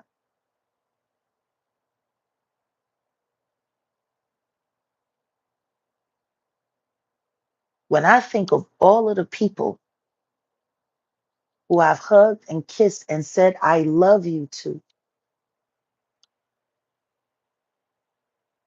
and knew they was out to get me. I knew it.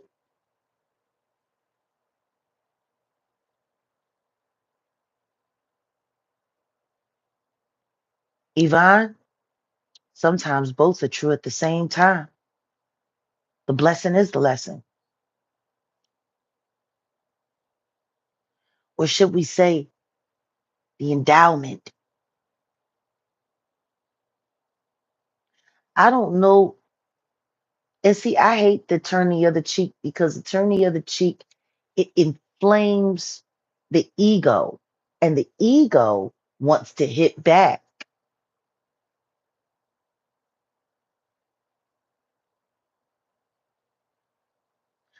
Because there's a lot more to that scripture. It says, if someone hits you, turn the other cheek and let them hit the other.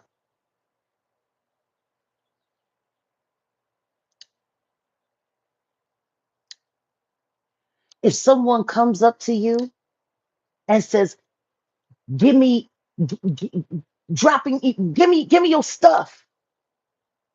God says, give it all to them.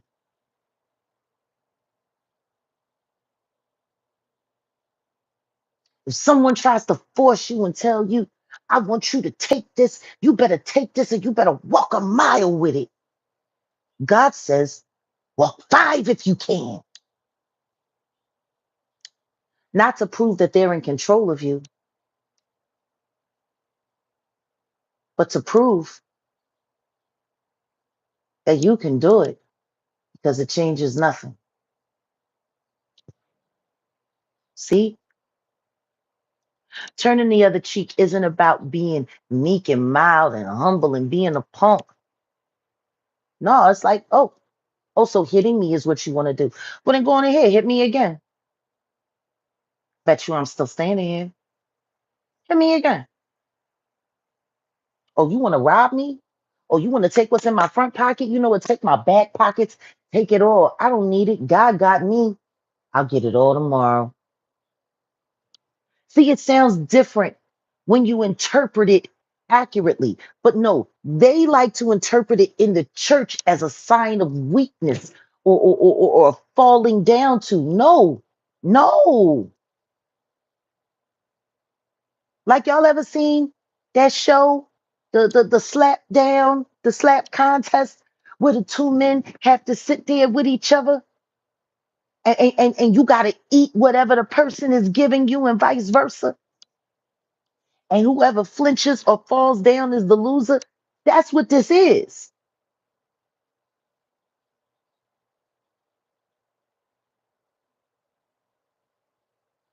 Yeah, the power slap.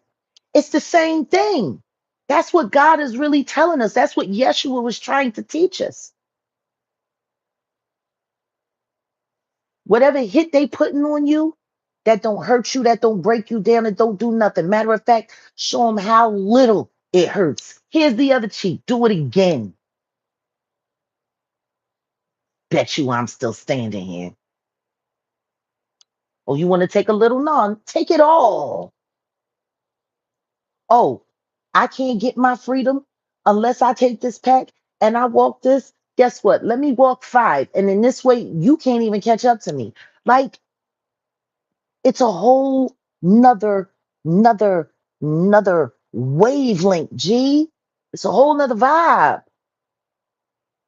But no, they like to teach that to people who call themselves Christians so that they'll feel like there's value in being a victim.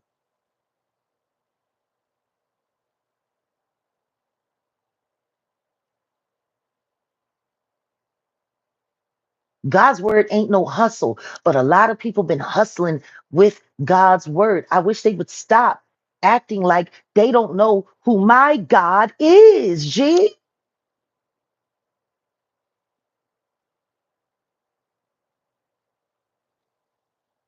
He ain't no punk.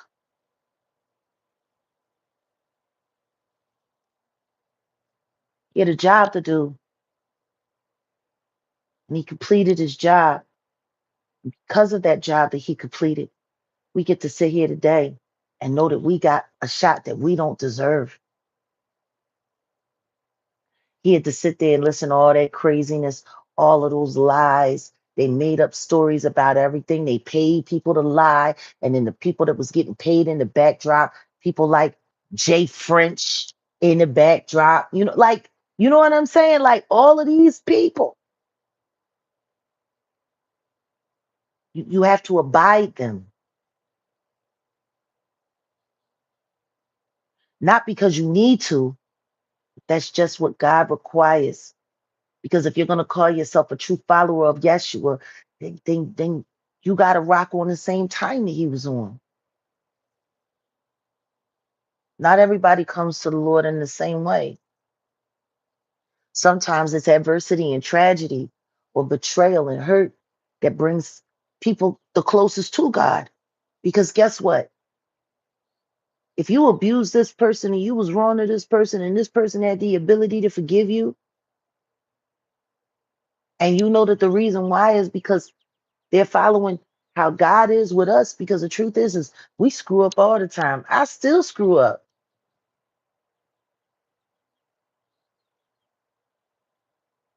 Yeah, you got to pick up your own cross.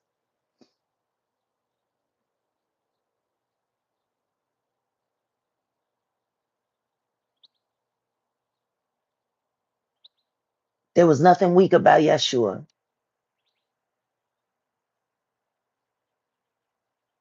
Sitting on that panel over at Paperworks. I don't even know if anybody caught it when I said, oh, it's Easter weekend. I guess it's the crucifixion of Jaguar Right.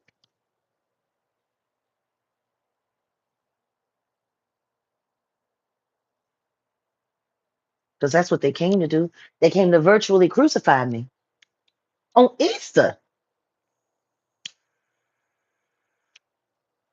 That's how you know it was a bunch of demons involved. Meanwhile, we got Mr. Gospel Quiet Storm Radio being exposed as a PDFer with his own child, allegedly. Did y'all hear about that? I am Archangel Michael, and even I stuff up sometimes. Only God is in fact. Exactly. That's why Yeshua came to die, because he already knew we was predisposed to screwing up. Like he gave us the biggest handicap in the world, salvation. And we still be messing it up, G. Real rad. But seriously though, I want y'all to think about that.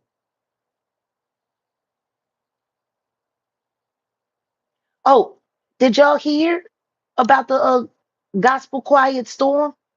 It's funny, I put a little pressure on him I asked a few questions, and all of a sudden now they burning him. They burning him to the ground.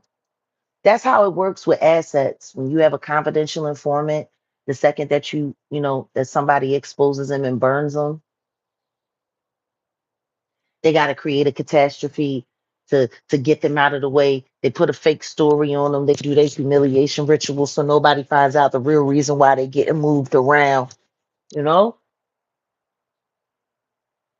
that's how that works.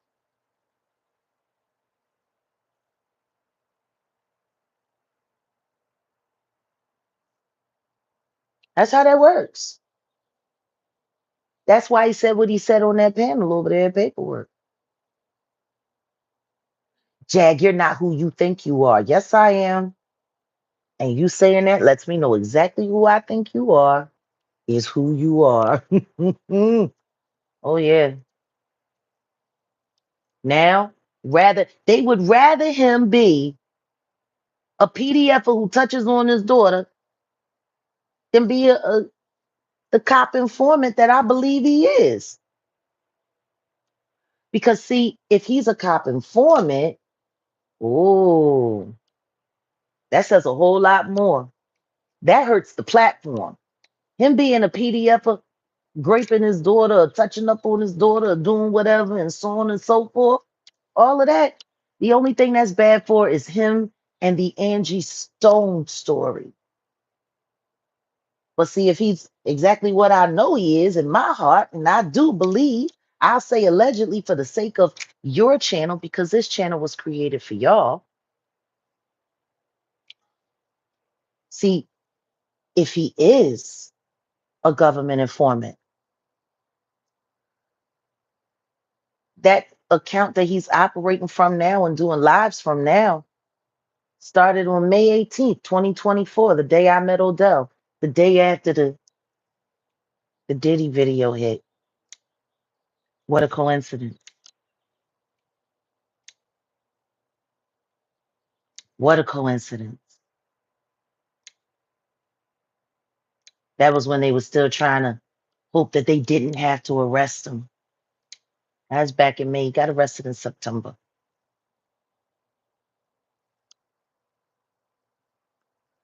And Mr. Gospel Quiet Storm Radio came on specifically.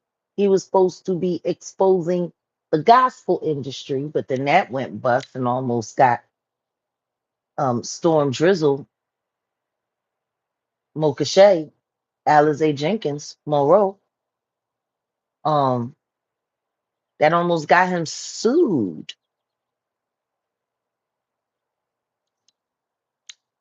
And then the next thing you know, the Gospel Storm started making his way over to Natanya's channel, trying to bully his way on her panel. And then he went to bully his way over this panel. He tried to bully his way on my panel. I cussed him out and dropped his ass down. That's how informants operate. That's how informants move.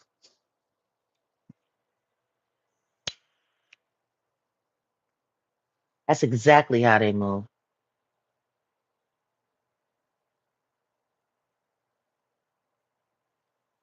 Oh, paperwork made him leave the show. I didn't catch it. Gene's face said it all when the name was mentioned. I mean, hey, in my opinion, there's a lot of government operatives who I see eyes working, have channels, sitting on panels. I feel the same way about Corey and his wife Marlena. I think they government snitches too. I do. The way they operate, it's wild.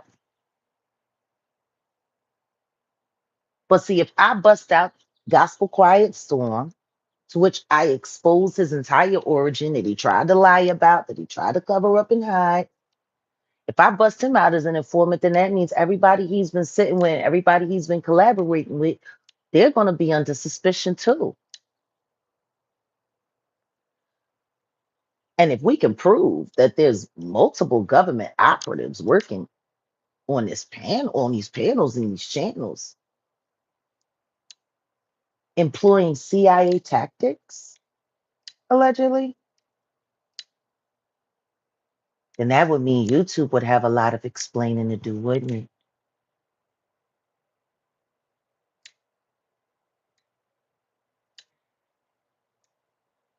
And see, if a little black girl from North Philly can prove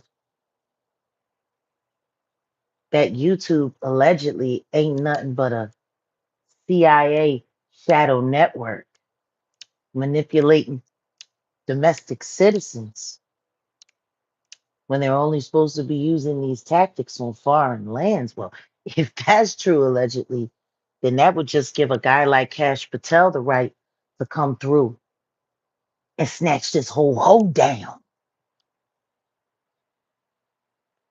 Jag, you're not who you think you are. Yes, I am. Don't you ever try to tell me or convince anybody that I'm not Honolulu Tony over there with Palantir, who was in that fake lawsuit. Well, the real lawsuit that they put me in, which is a total lie. You know, it's just they've gotten so desperate, allegedly. Yeah, so better for him to just fall on his sword and be a weirdo that touches his kid because see that only hurts him. And guess what? It also helps replenish the sector from all of its depleting and dying content because now there's going to be like 20 million different thumbnails about, ooh, did he do it? Didn't he do it? Did he do it? Didn't he do it? And then all of that is supposed to make y'all forget that I fingered him for being the pig he is on Easter night. And why they came up there to try to torture me and to disgrace me and make me go crazy and make me look crazy because see they needed me to look crazy so nobody would pay attention to the fact that I fingered him as a snitch bitch CI. See, that's so much worse for the platform. And it doesn't help the platform at all because then all of them have to go through their channels and start deleting content, changing their screen names again, doing all of the stuff that they've been doing for the past 5 years that I've called them on and caught them on every other time they tried to come up with a coup to take my channel down because it was getting too much awareness and people were believing the truth. And I think that comment on my Shannon Sharp reaction really, really, really upset upper management, as some people would like to say or refer to, when they said, the more y'all say she's a liar, the more I believe her.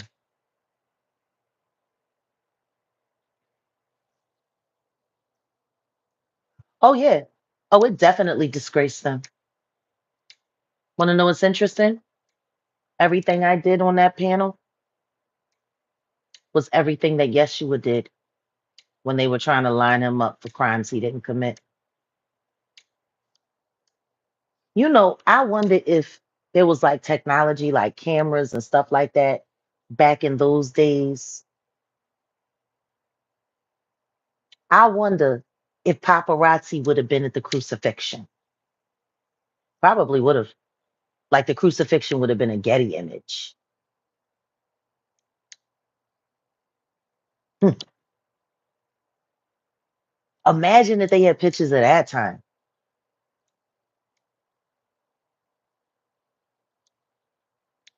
pictures of Peter with captions that say, I don't know that nigga.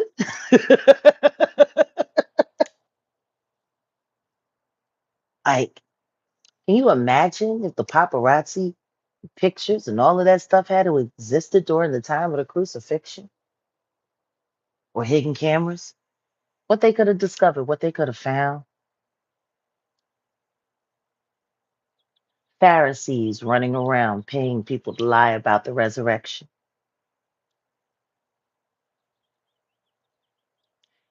Every tactic that I used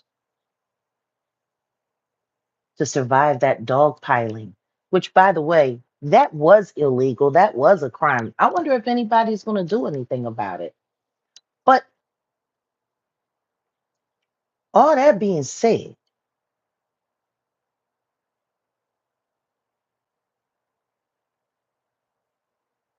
it's just funny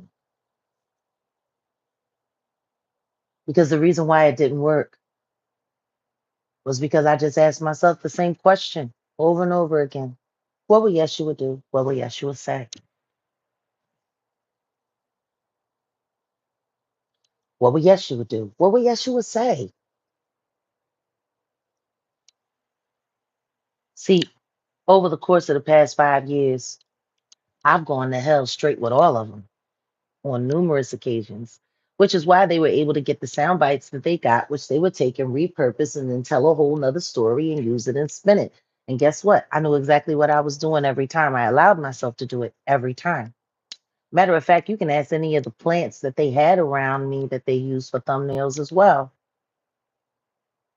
The second that I log off, I'm calm,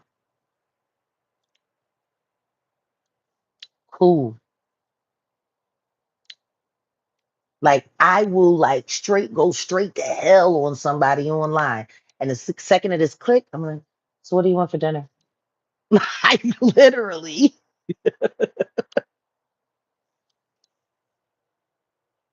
How was I ever going to get them to behave their worst if I didn't cooperate? I had to cooperate some.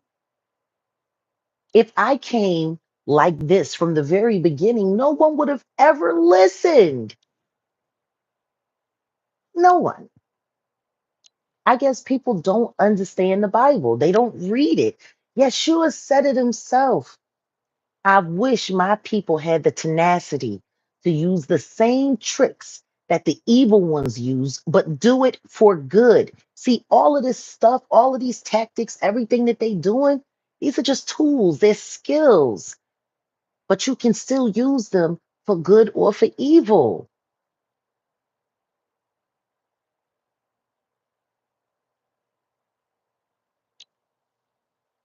Like real rap.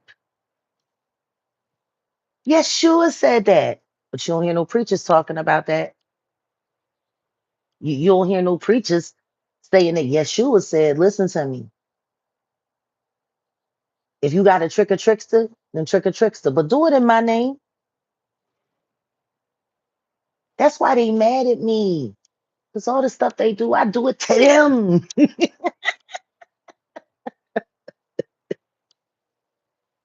That's why they be mad at me. Because I do it to them.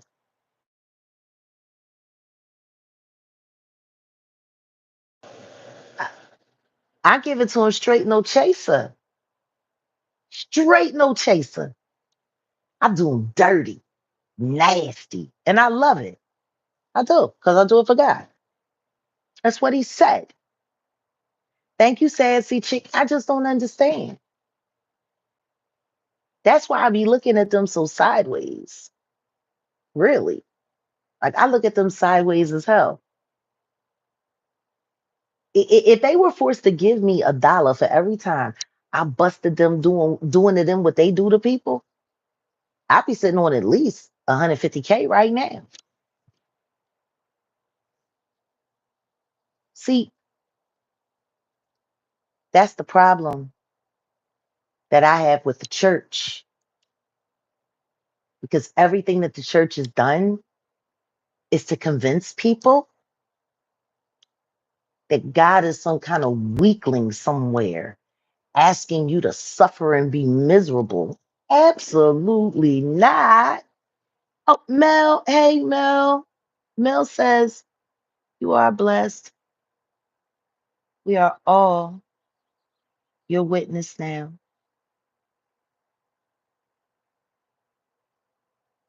Hmm.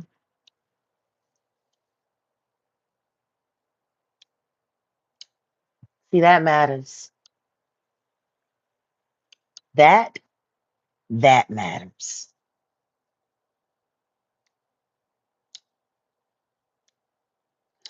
You know, in order to survive this, like I have, you have to be extremely cunning.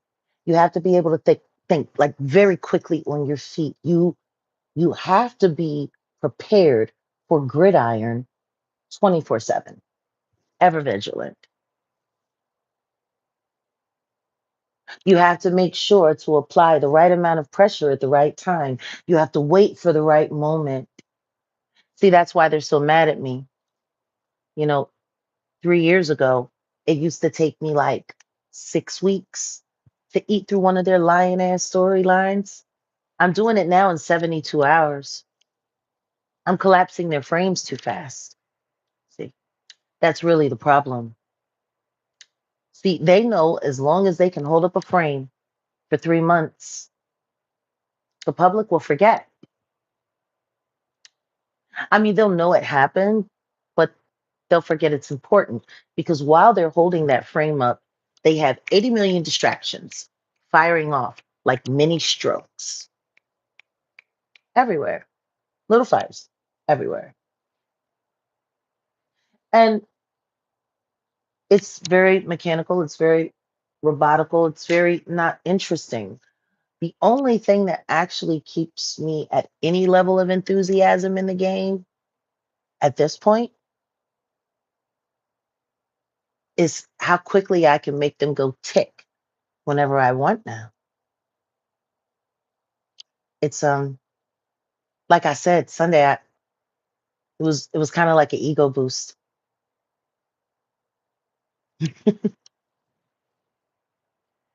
Oh, anything you can do, I can do better.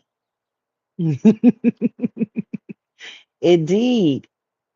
Anything you can do, I can do better. I can do anything better than you. Yes, I can. No, you can. Yes, I can. No, you can. Yes, I can. Yeah, they hate me. And I get it. If I was them, I'd hate me too. If I was them, I'd hate me a lot.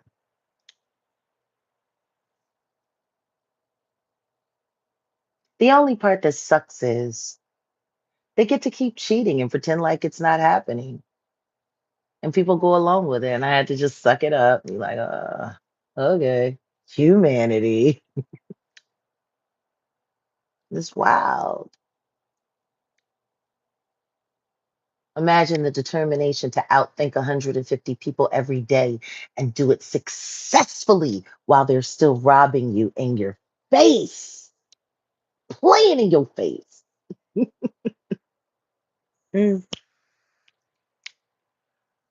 That's why I can say that anyone who thinks I'm running on ego is sadly mistaken. If my ego was running the show, they would have won by now. I just get mad when I just give them the tip, you know? Like it's sad. I be holding back on my ego so heavy. All I be doing is just sliding them a little bit of the tip, you know? I give them the little tip. And if I give them a tip, they act like I just ran down on them with one of Diddy's butt plugs. Like it's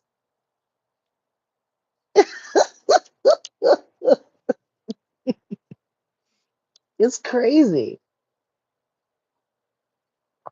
I just give them a little ego nudge. Great, great. I barely touched you. Stop. Mm, you know?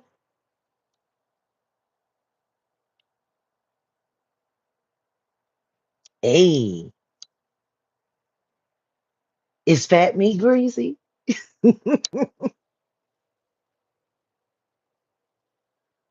Yeah.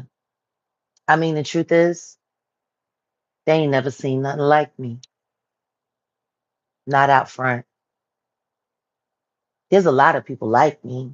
Well, not a lot, but coming from the part of the world, humanity, network connection, all of that. Where I sit, there's a good bit of there's a good bit of people that are like me in this world. There's about 6 of us here in the United States. And what's funny is I'm the only one that's dared to do it publicly and play right back in their face and beat them at their own game in real time. I could brag about that. I don't. It's no need. It's not for me. All glory be to God. I follow his commandments. I heed his warnings. I listen to what he says. For so many years, I tried not to be this way. And God kept punishing me because this is what he designed me to be. I mean, for God to design you to be a weapon for him and for you to not enact that weapon when he calls is stuff of laws, blasphemy. I wasn't made to be me for fame. I wasn't made to be me for glory. I wasn't even made to be me for wealth. I was made to be me for God's people.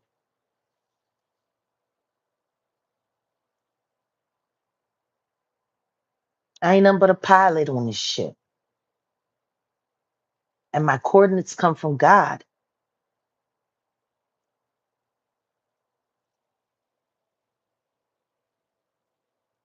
For God to make me all that I am and me not dare to be all that I am out front.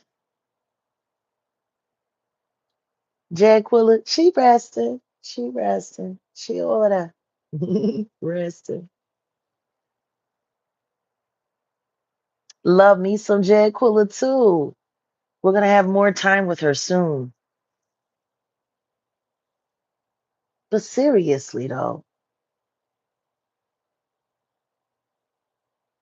if God makes you everything and you choose not to be everything for Him as He wishes you to be, you spitting in God's face, the true God, the God that made you.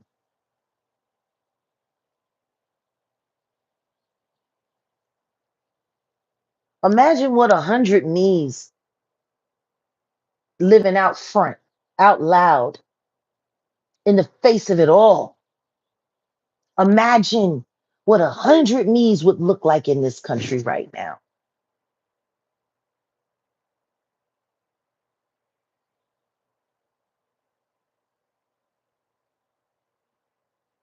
I make it hard to resist the Lord. Surrendering is just as hard. Actually, no, it's not. You want to know when surrendering to the call of God became hella easy to do? You really want to know? When I sat with my son's corpse and I smelled his dead flesh and couldn't get the smell out of my nose for 3 months, couldn't even eat. All I could smell was his corpse. Couldn't smell nothing else. Like sweet, burning trash that smelled like me.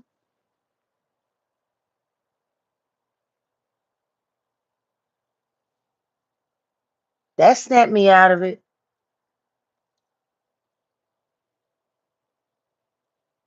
Then I had to get over the whole I don't deserve to live if my son is dead thing.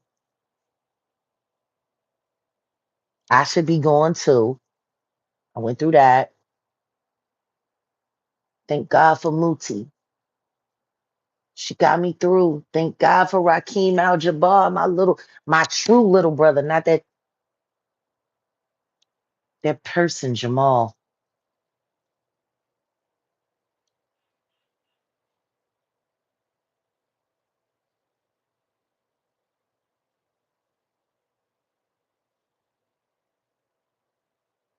When he would come by on Giovanni's anniversary,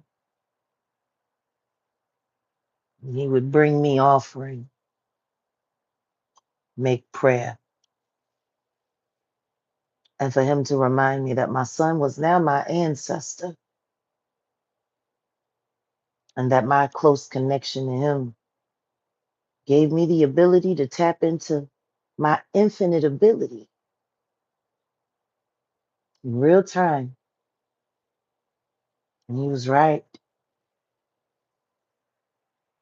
It was the first time I was forced to acknowledge energy does not die, transfers.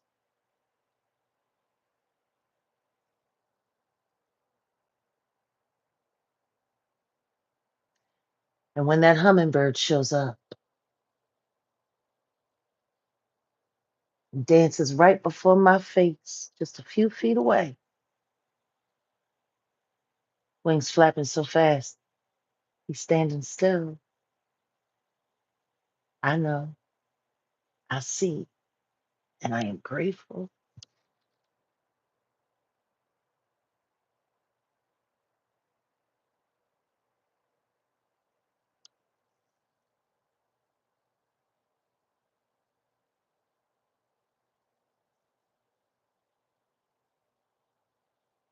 to not be all that God made me is an affront to God. For so many years, I tried to pretend like I could just skate by.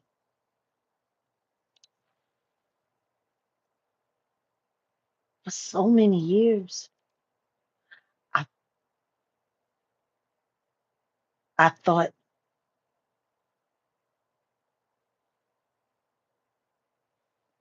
I could just skip being her,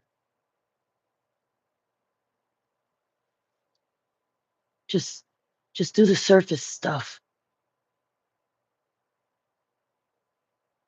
just hide it just enough because it'll scare them.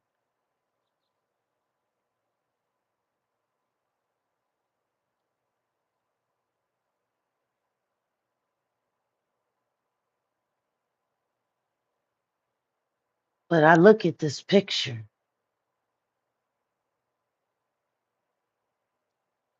and this is my graduation.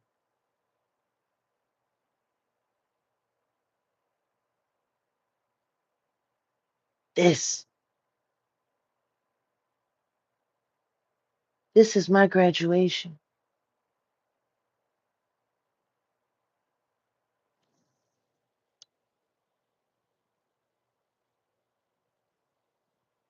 This is the woman that God made as a weapon for his people.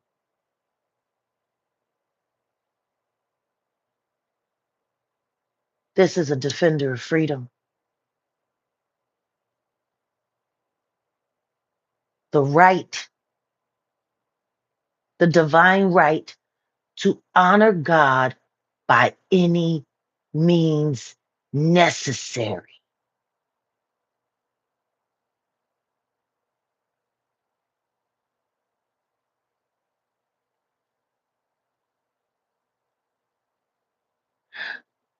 I hope you all enjoyed your spoils, whatever price you fetched for betraying me.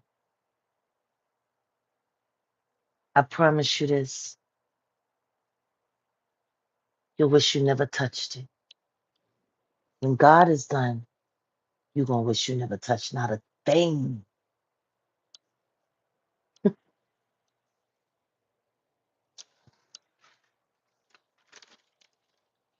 Touch not my anointed and do my prophets no harm. My Ori gives me life. My Ori supports me. I shall not die. Ori, I hail you. Ori, I hail you. Ori, I hail you. And no man is granted, or woman for that matter, any endowment from God without the consent of his Ori. I shall, for I will live and I shall not die. See, this is where we get to the real part.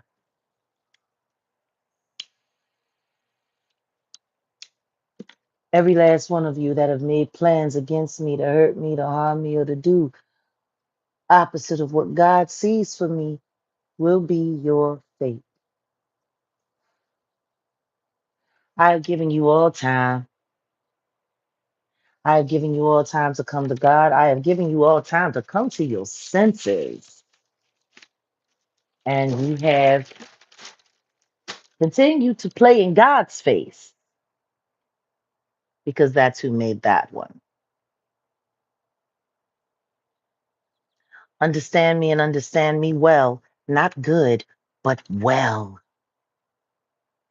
You are doomed.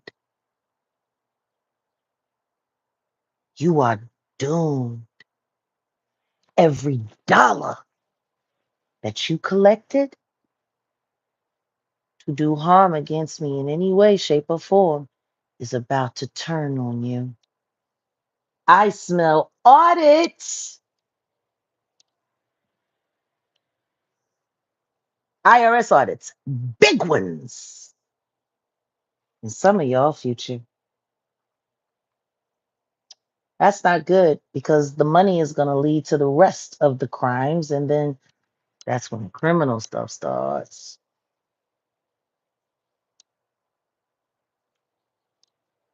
See, it's the beautiful thing. Once I say this prayer that I'm going to end this live with, I don't have to think about any of this ever again. Not at all. Not even for a second. See, I said it and I forget it. And then God do the rest. See, this is the thing that I didn't want to do. I didn't want to be put in a situation where I would feel like I would have to be forced to expose myself completely as what I am. And now here it is. You're doomed. Every last one of you. Your days are numbered starting today. Everything you ever planned for me, everything you ever tried to put on me, every lie you ever told on me, it is about to come and visit you tenfold. And I claim that in Yeshua's name, I say, yo.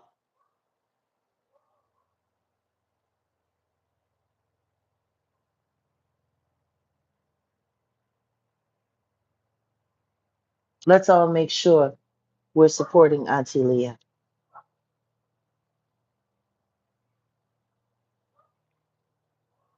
You know, when you are a true servant of God and your life is all about serving Him, honoring Him, and doing His will, when that happens, what you are no longer matters. The only thing that matters is what God has. That's it.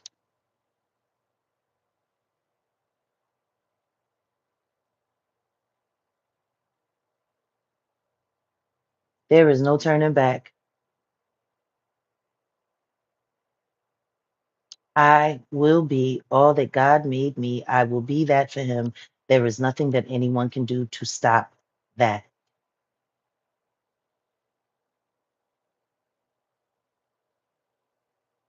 Let me see ones in the chat if you can hear me.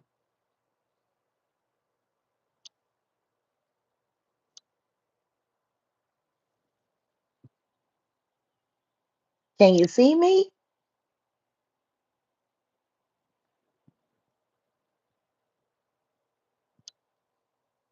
Put a one in the chat if you can hear me.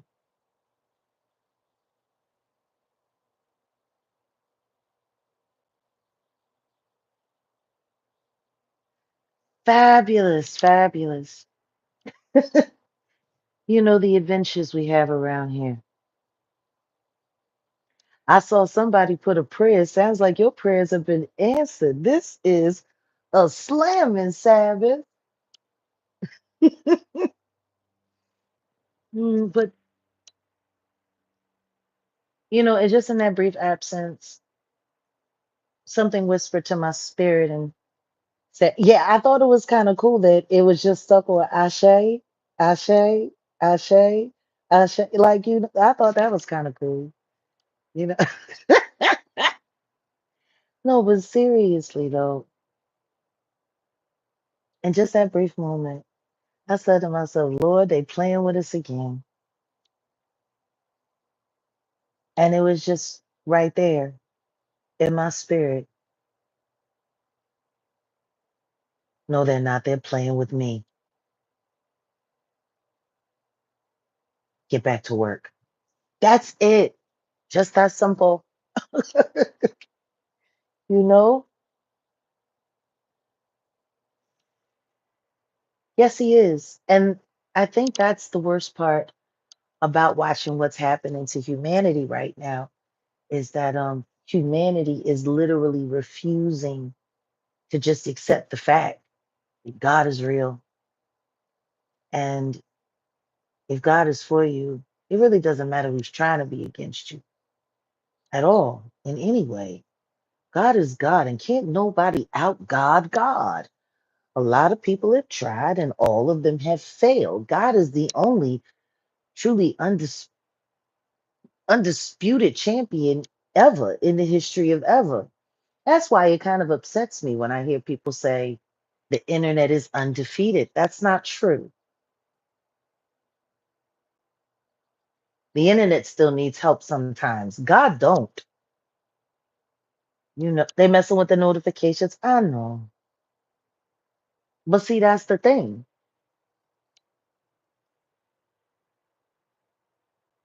God can take things that people got fixed up one way and make them whatever he wants them to be, whenever he wants to be, however he wants to be, whoever he chooses to use. And the thing is he chose us all. It's just that we don't all choose him.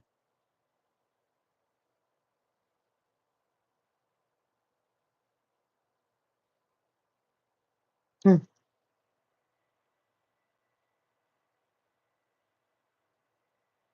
It's funny. I'm probably one of the most honest people, period. And to constantly be misunderstood, to constantly have your word taken out of context or just flipped and remixed and turned into something else, you know, it takes a strong will of mind to not allow that to change what you know to be true. And that's what a lot of these constructs in this world have done. They've taken everything that we know, everything that we are, everything that we believe, and they've flipped it and they've incentivized it and they've created, you know, demerits, like a demerit system. You can do good, but not too much good. You can love God, but not too much God. You can be wealthy, but not too wealthy. And if you're very wealthy, then you have to be this and you have to do that. And it's so funny when man gives you things, it's contingency after contingency, you know, small print after small print. When God gives you something, it is gargantuan, it is amazing, it is lush, and it comes with no strings. Because when God gives, he gives.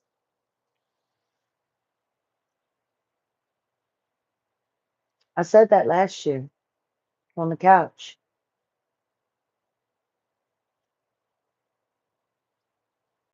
You ain't got to sign no contract to get God's gift.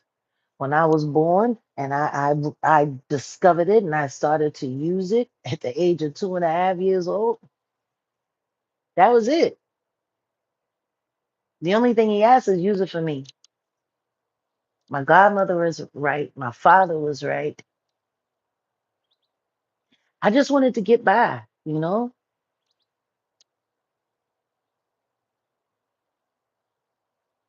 I wanted to get by. I just started feeling like a hypocrite because the way I am now is the way I've always felt. I was just too afraid. What if I screw it all up?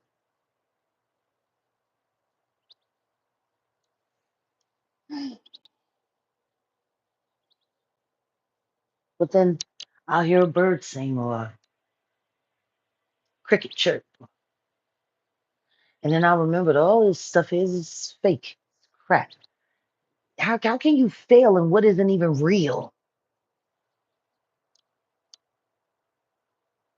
It's not real. How you failing at something that's just not real?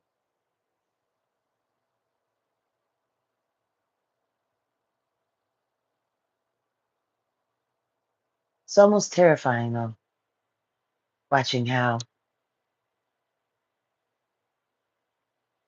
humanity has just thrown the sacrifice of Yeshua away.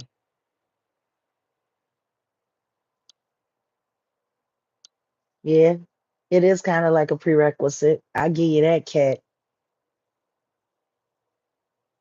But for me to not take everything that I've experienced and all that I know and not give it to the people, not give it to God, not put it out there where it belongs. For me to not do that, that's sacrilege.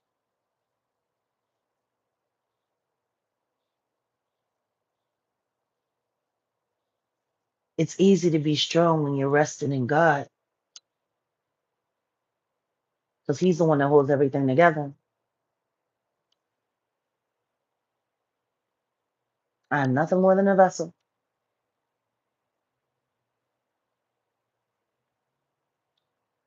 but I can't be afraid of what God made me either. I just got to be it. No different than the rest of us. We all got to be who God made us to be.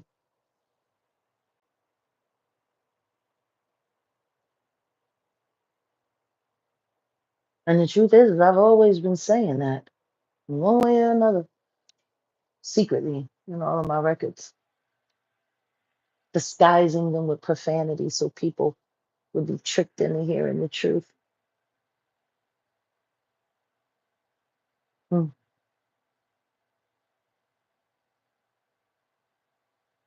But when I really just take on the concept of constantly being on call and available to be a miracle for God, to let God use this vessel as a miracle, to truly stand in the face of it all in total disagreement against you, the whole world disagreeing with you. And you saying, yeah, no, it's just that's not God.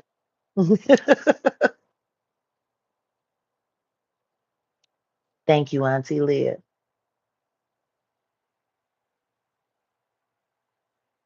Why don't people want to be a miracle? Because miracles can change mass futures because of one person's stand.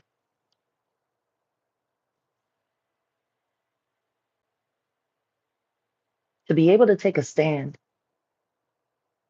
and stand on that, good weather, bad weather, up, down, right, left, tossed about, torn to shreds, put back together again, just to be torn apart again. Like if one person's stand could give freedom for 1 million people, is it worth it? I would say yes. There's a quote by Gandhi that reminds me of you. He said, in the heat of his destruction, when someone asked him what he had to say, and he said, my life is my message. Yeah, shout out to Mahatma Gandhi. Didn't he take a stand? You know, your life can be a collection of memories, or it can become a monument.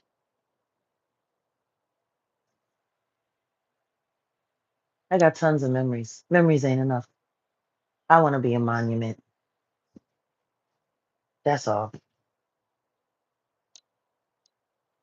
Do it for something. If you're gonna give it all up real quick, make sure you do it for something. If you're going to give it all up, then don't give up. Life's too short. Oh, it's short enough. Don't give up. No, don't give up. Mm. Life's too short to cut it short again. Mm. Yeah, why would they want lyrics like that on the radio?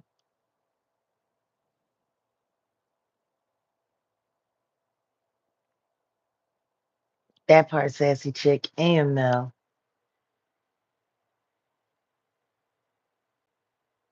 Hmm.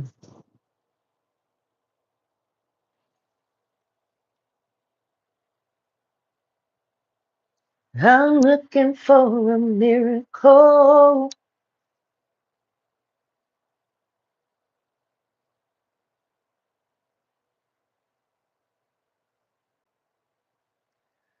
I believe the intangible.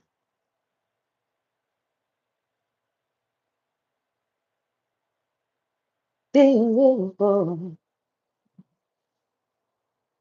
I see the impossible. Because the sky is the limit to what I can't have.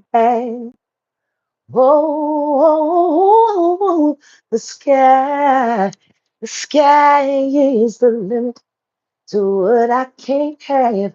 Oh, the sky is the limit to what I can't have. Whoa, whoa, whoa, whoa, whoa. Believe and receive it, and God will perform it today. Hey, hey, just believe and receive it, and God will perform it today. Mm, mm, mm, mm. I'm looking for a miracle. I see the impossible. I feel the invisible. I believe the intangible. Oh, oh, the sky. Cause the sky is the limit to what I can have. The sky is the limit to what I can't have. Oh, oh, oh, oh, the sky is the limit to what I can't have.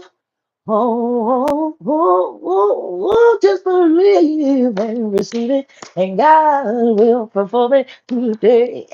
Yeah, yeah, just believe and receive it. Oh, you better believe it. Believe and receive it. Oh, yeah, yeah, yeah, yeah.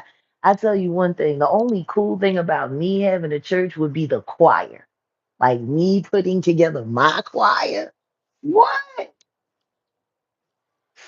That would be the only good thing. I don't know. I'm hoping in the time you'll get a church and she'll let me be the minister of music. You know, really, you know it's all about the Clark sisters. You already know. Even in the midst of all of the industry foolishness, they never stop telling us to trust in Yeshua and believe in God's word. You know, when I think about their songs, there were so many times that Seven-Day Adventists, who were being uppity and snooty and, using, religion to show their true bigotry. They would say stuff like, oh, well, you shouldn't listen to them because they're Pentecostal, they're Kojic, they're this, they're that. I was looking at something that Noah Jacob had put up a while ago about a 33rd degree Mason who, you know, um, left the fold and has just been living for God, just living with God and God. And when he started talking about how he went there with his Mormon beliefs, so I guess I think it was a Presbyterian church that was in the moment that it was able to shake his faith enough to get him to see where all the lies were and that he just needed to focus on the word. And when you just think about all the different denominations and how they've separated us, when the truth is every last one of them have a piece of the truth. Imagine if they could all come together to try to discover the whole one and to just be one people for God worldwide. That's what he wanted.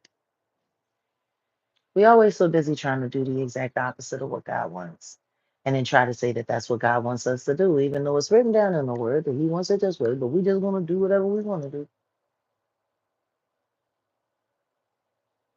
I pray every last one of you find a desire at some point in time in your life to sign up to be a miracle, no matter how small or how large. Cat in a tree, or a girl who needs a ride away from a dangerous situation. Like I pray that God touches all of you just one time before you leave here, and really just experience the joy that comes along with knowing that God used you to be a miracle. You let him do it, and to see Diddy go to jail.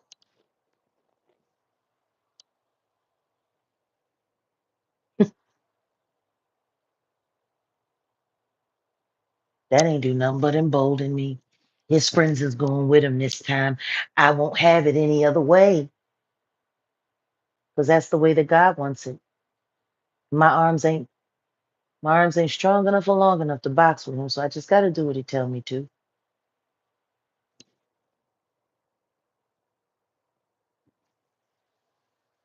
I told him Nature Boy was going to jail, and guess what? Ain't he up in there? Sitting up in there.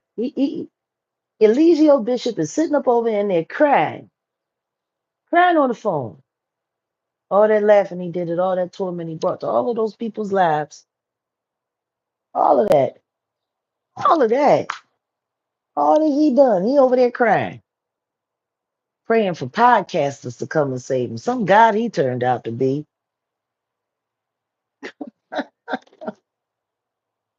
And they said I'm crazy.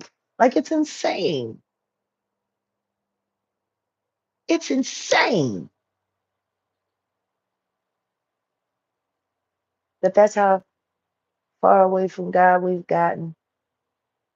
That man sat online for 5 years and everyone entertained him and people paid him.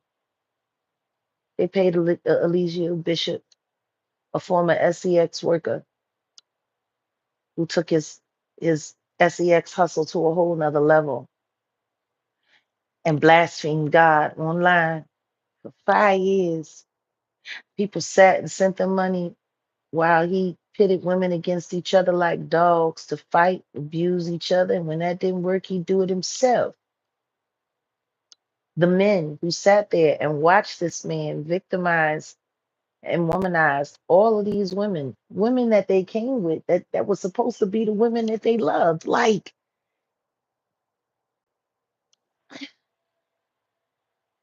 people watched that, G. That's why when I got involved, I didn't get involved for content. That's why you ain't gonna find a lot of content about me going up against them. But I did help get that petition to the numbers that it got to, and I did face him down on Bigo back in 2021. That was right at the beginning of when everything started falling apart for him. And I don't run around bragging about the fact that my efforts helped him get to where he is. I just didn't want no credit for it. It ain't, that's God. That's God. See, the only people that brag about him being in jail are the people that want to make money off of it. And if I wanted to, I could do a whole lot of commentary. Like, if I did Carbon Nation commentary, do you know how much I could run it up with all that I know? For crying out loud. Solar lived with me. I took care of him. I treated like he was my son. I called him nephew, but I treated him no differently than I would treat one of my sons. Like, all of the stuff that I know, I was actually there when Velvet found out her and Solar was pregnant. She brought me the stick and she said, "Look, Jag," and I'm like, "Oh my God." Do you know, if I did Carbon Nation content as somebody who was really involved, I can tell you something right now. Squidward and the Fiend team, they would have gotten no numbers. It wasn't about that for me. It was about me seeing a bunch of brilliant young people stuck in a bad situation where they had been beguiled by a charlatan. And I did whatever I had to do to get them away so that they could raise their children in peace, not be exploited. I mean, if I wanted to, I could brag about that, but I don't. You know who did? Milk Cow, Peter Griffith, DJ Exodus, because it's time for that hoe to exit everywhere. Like, it's just, yeah, Squidward and the Fiend team. They wouldn't do no numbers. That was part of the reason why they got on me, because I was messing up their numbers, because they was planning on letting that stuff go on and pretending to keep chasing and pretending to keep chasing, when the truth is they knew what was going. It was all content for them. I cared about the people. I cared about those babies. The first time I saw baby Shaka and Savion, I miss him. My little chocolate drop, my little Savion. Even though he got me sick, had me sick as a dog. It's funny, all the little germs that can get held in those little teeny bodies. I put a mask on the next time I held them, but to know that those children were no longer in that environment with that demon Legio Bishop, that was all the acknowledgement I needed. I didn't need no more acknowledgement than that. In that moment, I was glad for all the hell and the heat that I took for even associating with them after they defected, because I told them I wouldn't have anything to do with any of them until they got away from them. Once they got away from them, then, yeah, the Exodus. Do, do, do, do, do, do, do, do, do, do, do, do, do, do. Movement of that big bitch. Mm, mm, mm, mm, mm, mm, mm, mm, mm, mm. Oh, Exodus. Boom, boom, boom, boom, boom, boom, boom, boom. Movement of Jafat. Yeah, that hoe.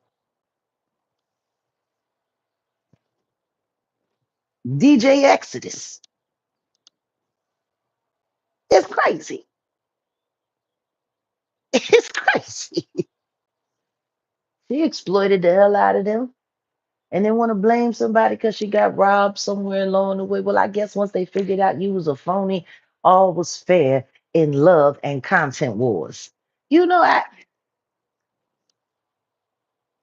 it's wild to me because I never made any other content. Never. It was really just about helping them. Seeing little Dr. Angie White, Black China, seeing her get away from the Kardashians and seeing where she is now and how she just propelled all the way into her life. All of the times that I prayed with Toke, all of the times that I prayed for her.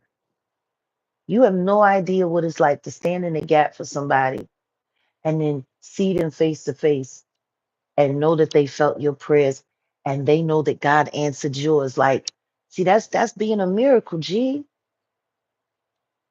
All anybody wanted was for her and her mother to go back and forth and humiliate each other as much as possible.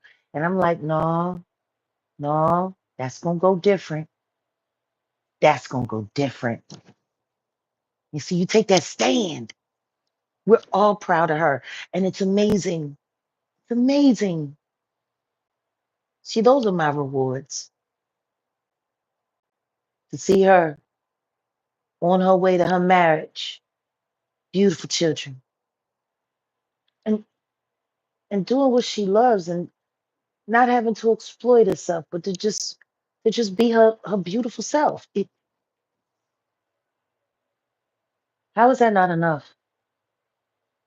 And once again, I can't take credit for it because it's all God.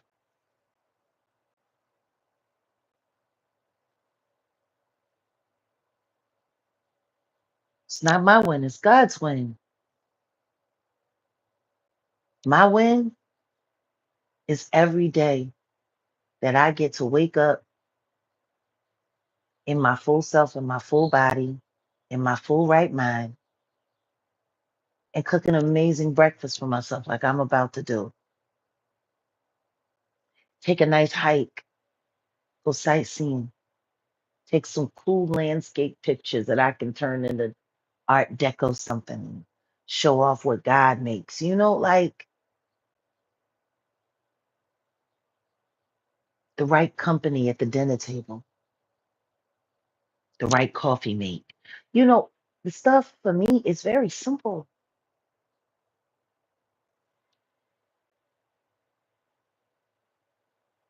Everything that I do it for God.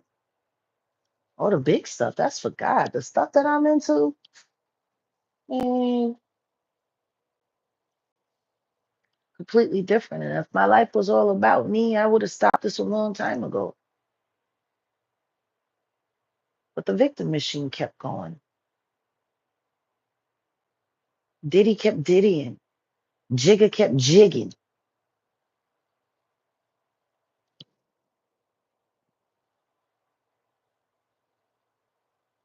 And if what I am can stop more people from being abused, taken advantage of, and unalived, if what I am can do that, then glory be to God, man. Yes, amazing grace. How sweet the sound.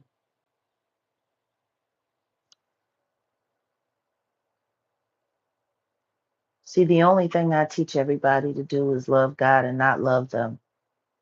Loving them is the business. Loving God is the victory. Yeah, got to choose God. It's just as simple.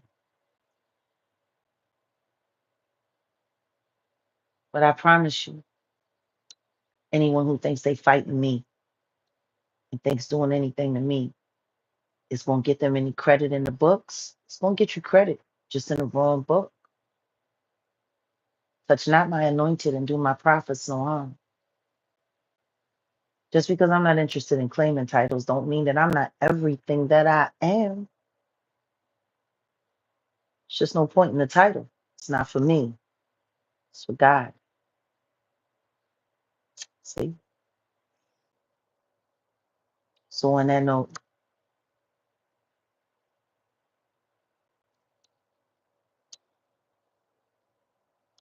dear Father God of all, we come to you and acknowledging all, the complete Holy Trinity.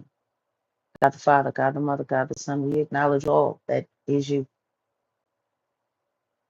the source of everything that we are, the air that we breathe, the magic that manipulates this flesh that you created from nothing.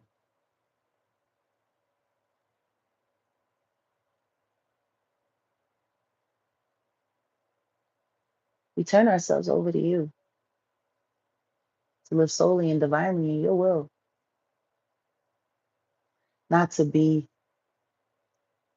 a poser of what you are, but to truly be a representative of it. No bias, no bigotry, no racism, no hate, no greed, no envy, no jealousy, not even lust, really. Love, so much more fulfilling.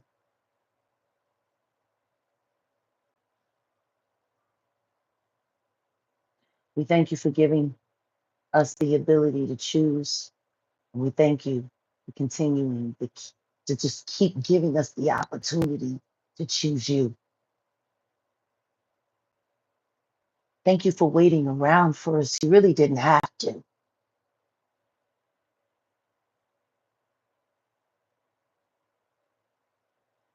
We pray for the loved ones and the true supporters of Virginia who just passed. We pray that the story of her life is not in vain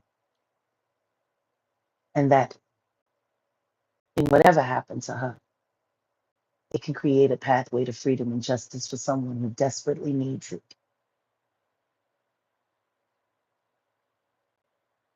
We thank you for all wins in advance.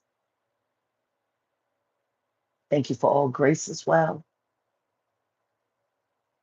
We thank you for the ability just to be here.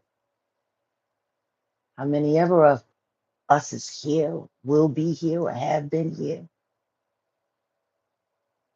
We thank you for that opportunity. It is said where two or more are gathered, he is in the midst. We pray for protection over this platform that was built to give us all a place to come together and to be with you without judgment, but nothing but encouragement and love. We pray over this platform that the confidence we have in it will secure it, no matter how many hits, slings, arrows, hacks, infiltrations. We pray over all of that. Let it all fall as quickly as it stands up to rise against it, because this place is for you. So much on this internet is for the devil. We pray protection over this small place here for you. Billions of people on this construct. Almost 60,000, not quite. But this space is here because you divined it. And it will stand because you divined it. And we will continue to keep sharing the truth and having laughs and making fun of the devil when it's convenient, when we're not busy doing something for you.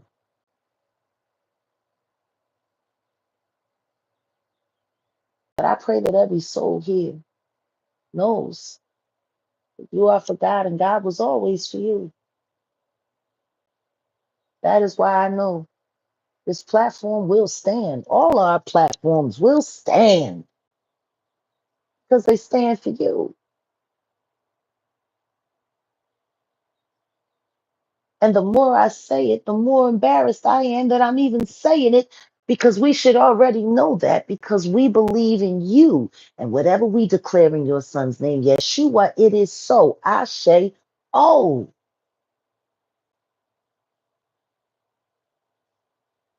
the pleasure to serve at your company, God, is one of the greatest honors that could ever be bestowed upon anyone, just to be close to you.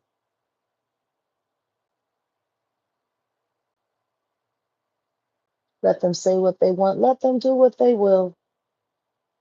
They will see your will when it is all said and done. And no matter how terrible I want to believe I can be, nobody gets the job done like God. Hence why you say, vengeance is mine, saith the Lord. God, I don't even think they understand what you mean when that is said. Once again, another place where the church has let his people down and created a position of victimhood rather than a position of power. God asked you to step aside because can't nobody file charges on him. Can't nobody dox God, and I wish they would, because they all need to go see him immediately. Can't nobody sentence God to anything. See, even allowing him to be him is for your protection. But your ego said different. Vengeance is God because God does it best. And he ain't going to get in no trouble for it because he's God.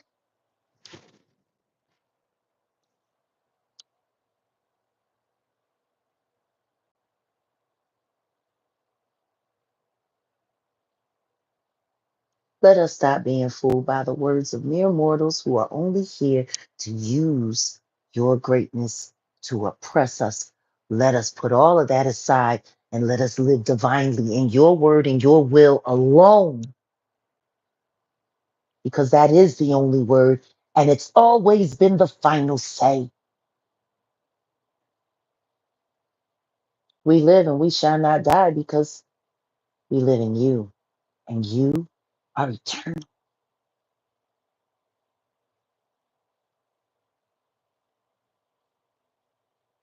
And Lord, I'm praying that as we're wrapping up this prayer, there's someone out there right now sitting here with us listening,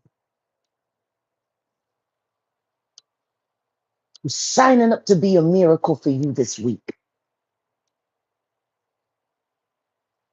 I pray that almost all 60,000 of us who are locked into this stream, locked into this link, I pray that at least one of them say, God, use me to be a miracle. Use me to do something audacious. Use me to do something that won't nobody else do. And I will give you all the credit because I couldn't do it without you. And when they see its results, they'll know it's you because it's usually something that no other human can do.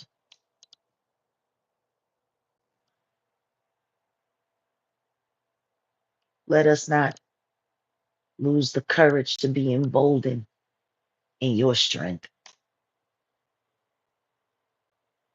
And make sure that every day we remind ourselves that there is no problem, person, entity, organization, secret society, or whatever have you, that can handle you.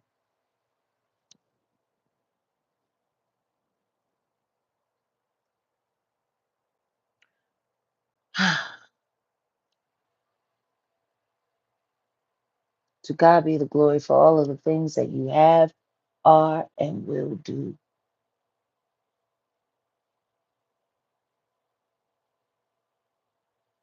And once again, let all who have sacrificed, whether willingly or unwillingly, let everything that they have done not go in vain. But it will only work if we seek justice in your name. God, I'm declaring justice for everyone here. For myself, I'm declaring justice for all of those who have been taken and were forced to fall even when they were just trying to fly.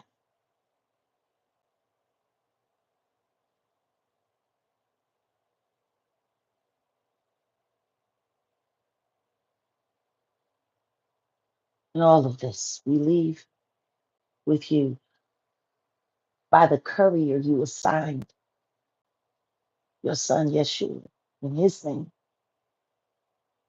And we give gratitude and forever thanks. Asheo, so shall it be done.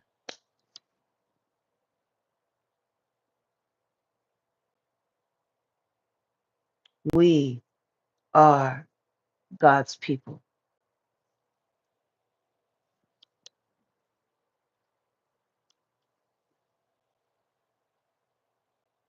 You become that the second you choose it. But here in my house, we will only honor the Lord, the true God, not a denomination, nothing before God, not a politician, nothing before. That's what happens here in this house. And I pray mercy on every last one of you who think you're going to go against that. I set it and forget it. Just like a crock pot. Plate going to be good when God serves it up. And it's just that simple.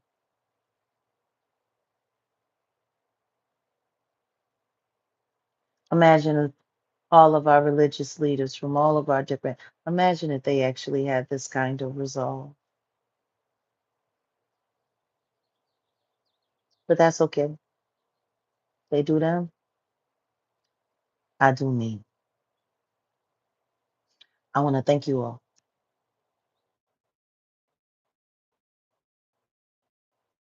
for sharing this morning with me. I got to double check later on today to see how it's going. I got to put the post up about the t-shirts on all the other outlets. And Monday, we're going to be doing that. I got to check in with Grace to see when we're scheduling for Orange is the New Blog book club on Wednesday.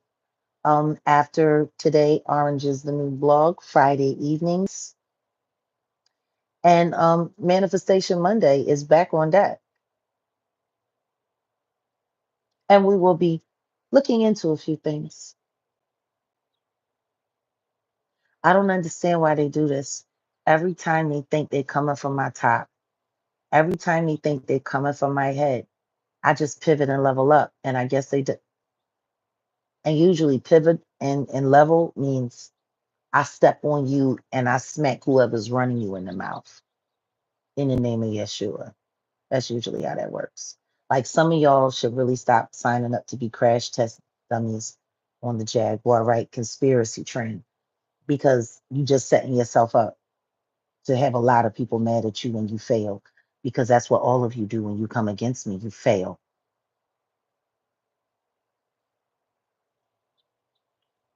So, yeah, it's time for breakfast. And thanks for those who stopped in and stayed for prayer. That felt good to pray with you guys first thing Shabbos morning. Like, that felt good. Because, see, that's how I pray all the time, all day long. And maybe I need to stop being so selfish with that. Maybe I need to start sharing that with you guys more. That part of me. Um, I am a multi-layered person, but at the heart of it all, it's all for God. So I really got to start sharing that more often. I got to get used to this. When you've been hiding from God's will for so long, it, you still have to convince yourself every day that you need to come forward and you need to do these things. You need to make this connection. You need to share this information. You need to do this. You need to do that. Who cares what the pressure is going to be? Who cares what they're going to say? Who cares who they're going to turn on you this week? Who can't? No, like nothing can be bigger than God. Nothing, nothing at all.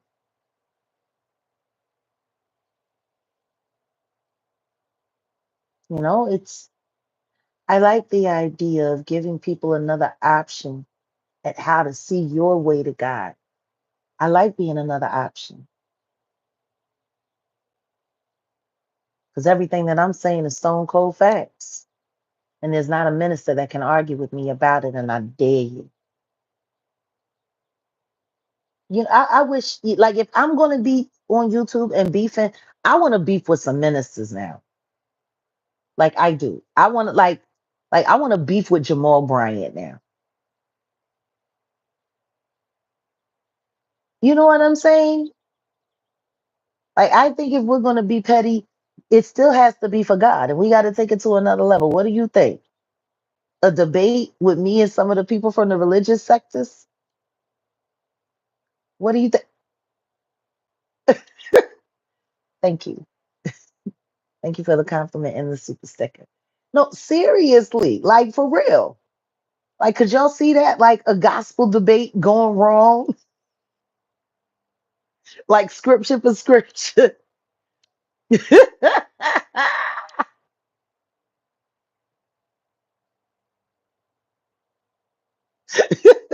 That could be really interesting.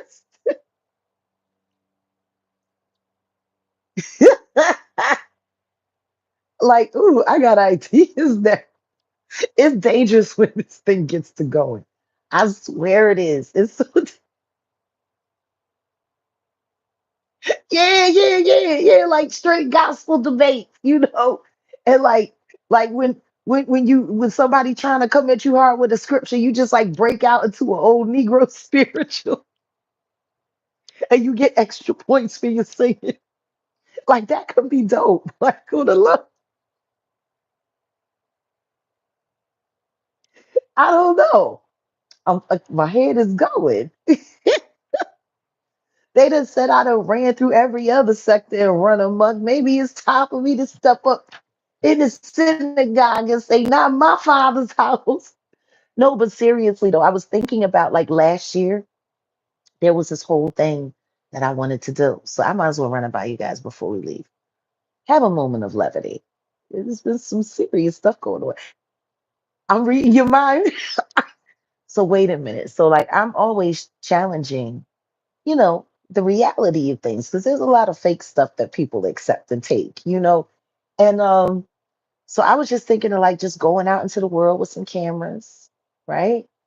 Like impromptu, like showing up at a church, like, and wait for them to get all up in arms and get all excited, right? And then, like, when it's at that peak moment where they really think they praising God real good, I just jump up and just yell out to everybody, that shit ain't real, and walk out. But have somebody there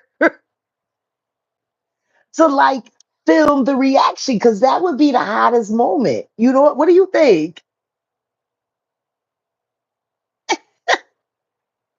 Or like going to a wedding. You know what I'm saying? When it ain't, you know what I'm saying? And then sit there and like let them get through the whole, if anyone has anything to say, let them get through that moment and then get like all the way to right before they go to kiss and be announced. And then when they say now presenting, that shit ain't real, and just walk out and see who cries. Like, I don't know. I'm thinking about it. No, seriously. That could be dope. Like, and really challenging, you know? The concepts of the all wait a minute. I would be there with you.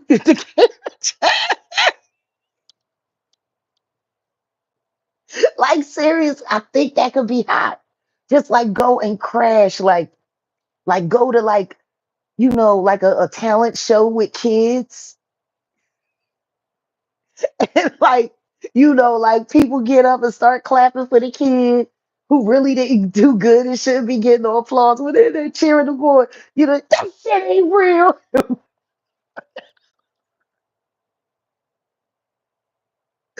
Exactly. Exactly. That. I don't know. I got ideas. But for real, because I think, challenging the construct is healthy. I think it's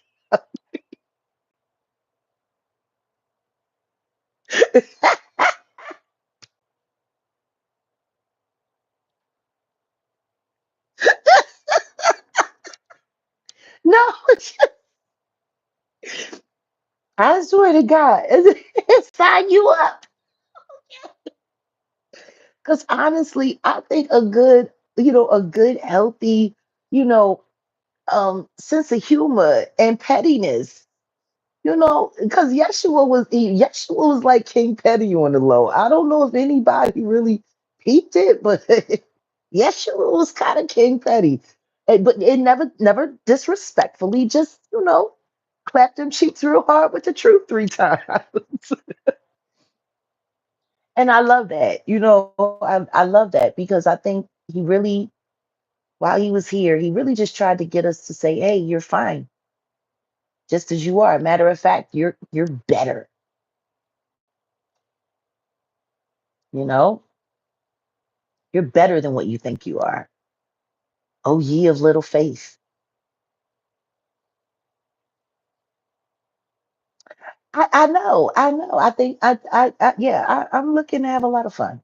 There's a lot of great content ideas that I've been having since I'm in my little, bubble of life, writing music, cooking, rehearsing. When you get to shut everything out and it just be you and God, sometimes that's good.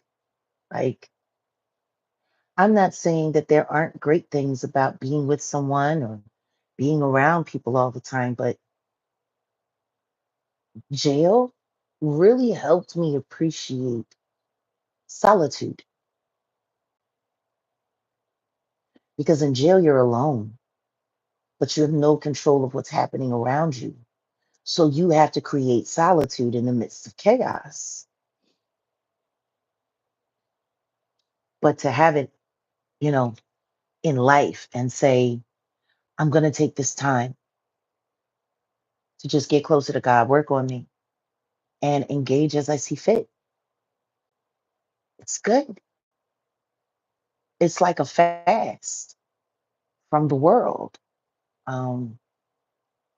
And when you get to step away, like I was telling y'all about the Monets, you know, up close, looks a little good, but as you step away, it comes into focus and you see the most beautiful thing. Thank you. Thank you, Lindsay. No, but I literally, I woke up like this. Um, but yeah, that's why when the devil comes, it's with little fires everywhere to distract you away from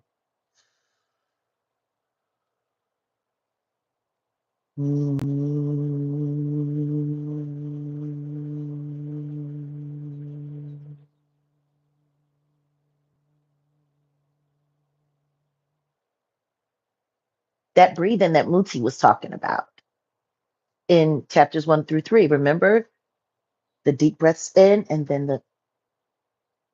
I like to intone because I like that frequency there to just remind me this is the only thing that's real right now. And the only thing more real than this is God. And boop, reset. LOL experts.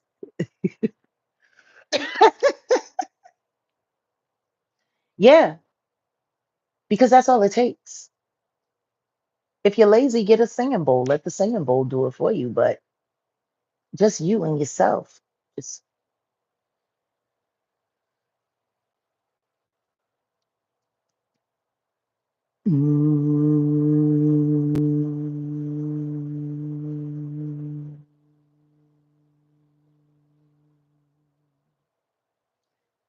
sassy chick, that is a silent prayer. It is. Set your intentions in your mind. And that's why we're reading Super Learning 3000. Because all of these things that we like, we skip over, we miss over, all of these things that we totally don't acknowledge that are right there for us. And what a blessing. Muti put it all in a book so would nobody miss it. I don't know how many of you now have your copies, but I know a good share of you do. And like I said, when we get to 250, Muti is going to come sit with us right here on the Jaguar Right Effect. Of course, members only. Uh, and yeah, let the good times roll, baby. Oh, just email it. You can email it to cruelty-free artistry number one, not O-N-E, but one, crueltyfreeartistry1 at gmail.com. And for those who have sent it to jaguarright.com, they will also be acknowledged there. But I know we're making headway. I would have to say we're about 15 to 20% there to getting Muti to come and sit with us. But in the meantime, in between time, we're going to be doing a quick, recap summary on 1 through 3, and then it'll be 4, 5, and 6. And yeah, we're going to go deeper. But I hope for those of you who have been reading it, you've been reading ahead. And if you haven't, that's fine. You can read it with us. Um, I love the way Grace is doing such a fabulous job with narrating it and speaking these words with you, to you, through you. Like, exactly. The Knicks. I can't wait. But no, I'm glad that I chose her to narrate this book for you guys, because when it comes from oh, you got your journal too? Fabulous. And don't forget about the homework assignment. But no, seriously, like, you need someone with great compassionate imagination to speak these words. The best way to hear it is from Muti herself. But The closest thing that I could find is grace. And yeah, tell us again about the book and how we get it. Okay. What I need to do is I need to actually Auntie Leah, because I know Jay Mizak usually puts them up when he's around. Do you have the links for Super Learning 3000 and Guiding Genius here? But it is available on Amazon and it's also available on Kindle. So I'm very proud of you, family. This is something no other channel has. And the trolls are so pissed off. It's so sweet. Keep up the good God's work. We got, yes, Michael. Yes, yes. Okay, well then, guys, anybody who's not here, I'm gonna try to grab them myself. I do have a bunch of stuff going today. I have an event that I have to go to. So, I gotta finish my morning with God, get ready and do the girl thing and all of that stuff. I ordered mines through thrift. Then however you found it, get it wherever it's available. Like I said, 250 receipts, and boom, we got Muti. So, and she told me to send her fondest love to all of you. And she said she's so happy for you that you got the book because she knows what's in it is all of the love that she has inside of her and all of the love that God put in her. And she just wanted me to pass that message to you guys. She really is just one of the most amazing human beings. Yes, remember, there you go. There you go. There you go, Michael. So, yeah, guys, that's our morning. I wanted to share this with you. I'm going to put the uploads up after this, promise, since I forgot to do it last night. And I'll make sure I pass the message on, but I think she feels you. She has that amazing ability. She can pull love out of anything. Watching her take like a, ooh, it turned into, it's the coolest thing in the world. And I love it that I'm a student of hers because I pray to be that, where I don't even have to say nothing, just walk up on you, give me your love. And then be like, ooh. The name of the book, well, it's Super Learning 3000 and then Guiding Genius.